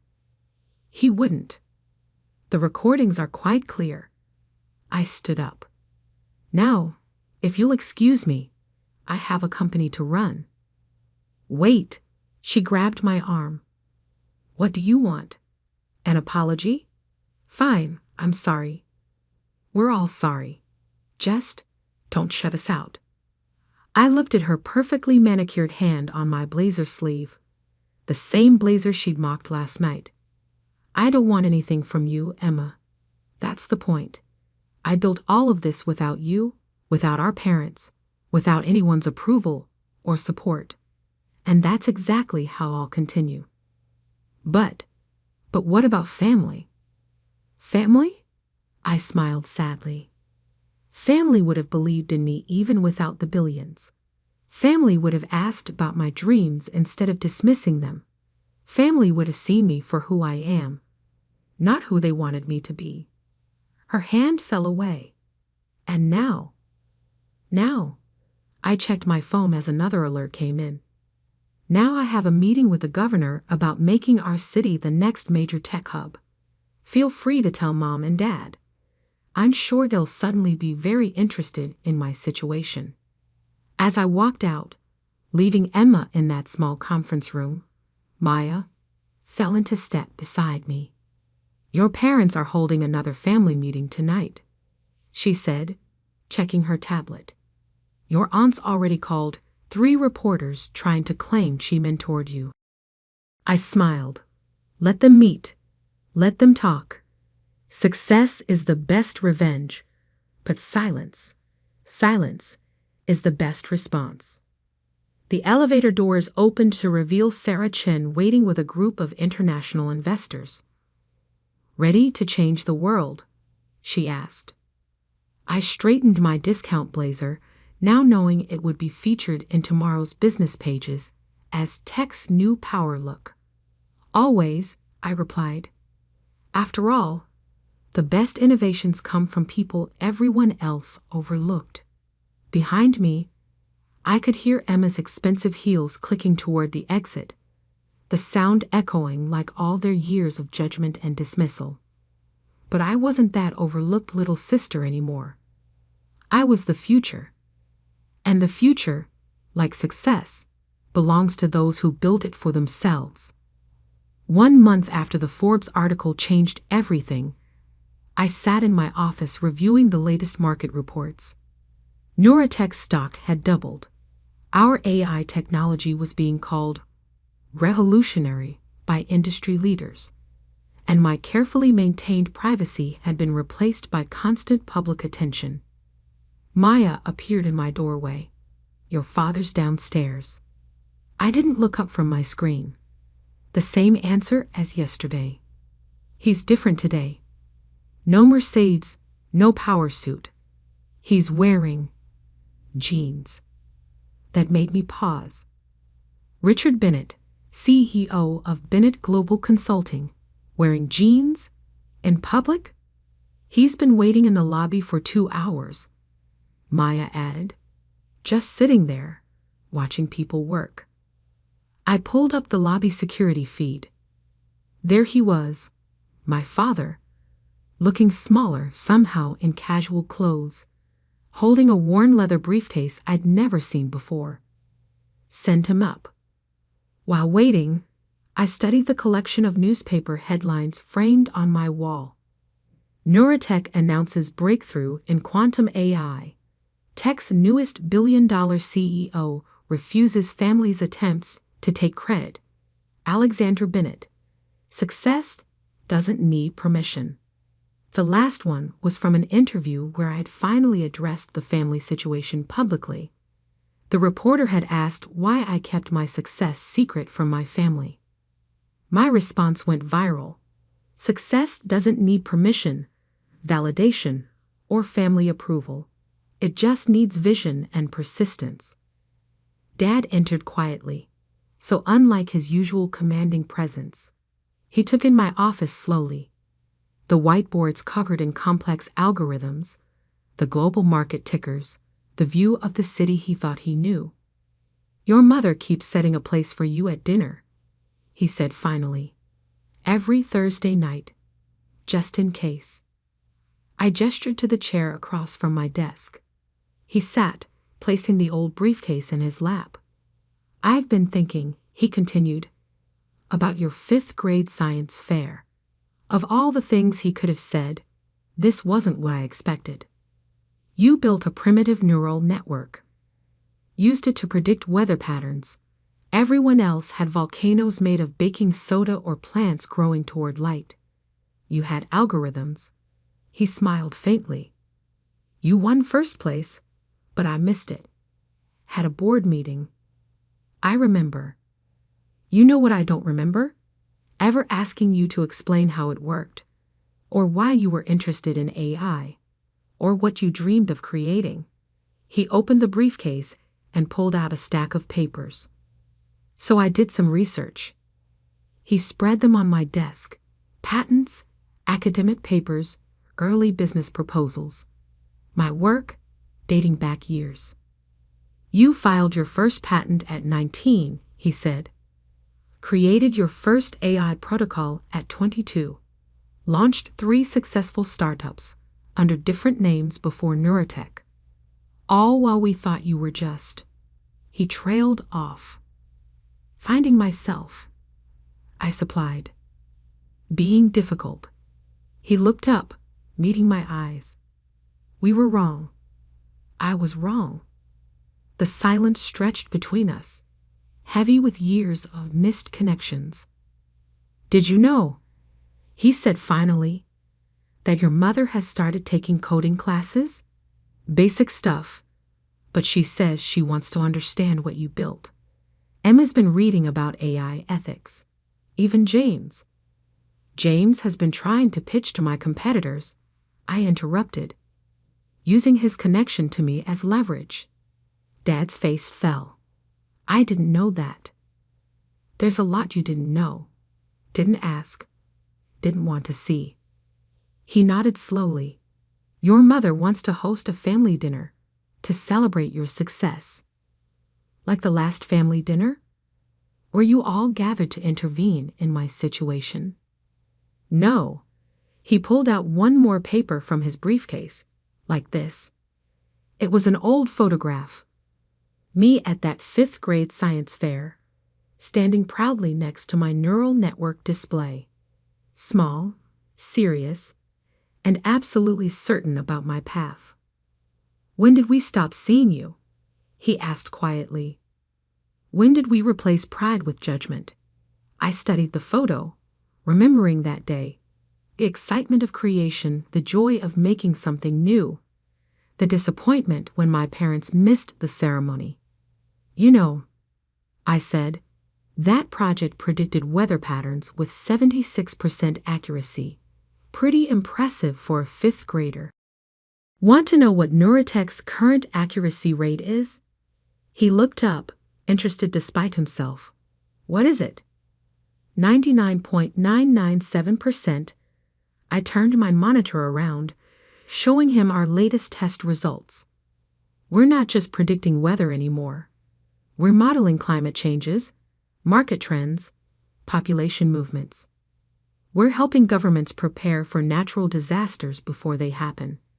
Helping businesses adapt to changes before they hit. Saving lives, Dad. For the first time, I saw real understanding dawn in his eyes. Not just of the money or success, but of what I'd actually built. Show me, he said softly. Help me understand. I hesitated. Then I stood up and walked to the largest whiteboard. It starts with a basic neural pathway. I began drawing. But then we added quantum processing. For the next hour, I explained my life's work to my father. He asked questions, good ones, showing he'd done real research. When I finished, he was silent for a long moment. I have another confession, he said finally. Bennett Global is struggling. The old consulting model isn't working anymore. Companies want AI integration, predictive analytics. I know, I said. Your stock dropped 40% last quarter. He laughed suddenly. Of course you know. You probably knew before I did. He straightened in his chair. I'm not here to ask for help, or money, or connections. I'm here to say I'm proud of you. Not because you're successful, but because you had the courage to build something revolutionary while we were all too blind to see it. I walked to the window, looking out at the city where I'd built my empire in secret. The next family dinner, I said slowly. What if we held it here? Here? In my building. I'll give them a tour first. Show them what I actually do. No more assumptions, no more judgments. Just reality. They'd like that, he said. Then carefully. I'd like that. One condition. I turned back to face him. Everyone comes on their own merits. No plus ones. James isn't welcome. He nodded. Understood. Emma's? Figuring that out anyway. His latest investment scheme cost them heavily. I know. I bought their debt last week. Through a subsidiary. His eyebrows rose. You did? Why? Because Emma's still my sister. She needs to clean up her own mess. But I won't let her drown. I sat back down. Family is complicated. Success doesn't fix that. It just gives you the power to set better boundaries. Dad stood, gathering his briefcase. Thursday at 7? Thursday at 7. Tell Mom to wear comfortable shoes. It's a big building. At the door, he paused. That article quote, about success not needing permission. I'm framing it for my office, to remind me what real leadership looks like. After he left, Maya brought in my afternoon schedule and a fresh coffee. Your mother's already called 3 times about Thursday, she said. And Emma sent flowers. Donate the flowers, I replied. And Maya. Clear my Thursday evening schedule. It's time to show my family what I really built. That night, working late as usual, I added one more framed article to my wall. Tech CEO redefines family business. Success is the best teacher. Below it, I hung that old science fair photo. The little girl with big dreams who became the woman who changed the tech world. Sometimes the hardest part of success isn't building an empire. It's teaching others to see you for who you've become, not who they assumed you'd be. And as I looked out over my city, watching the lights twinkle in buildings where my technology was already at work, I smiled. Thursday would be interesting. But this time, I wouldn't be the one proving anything.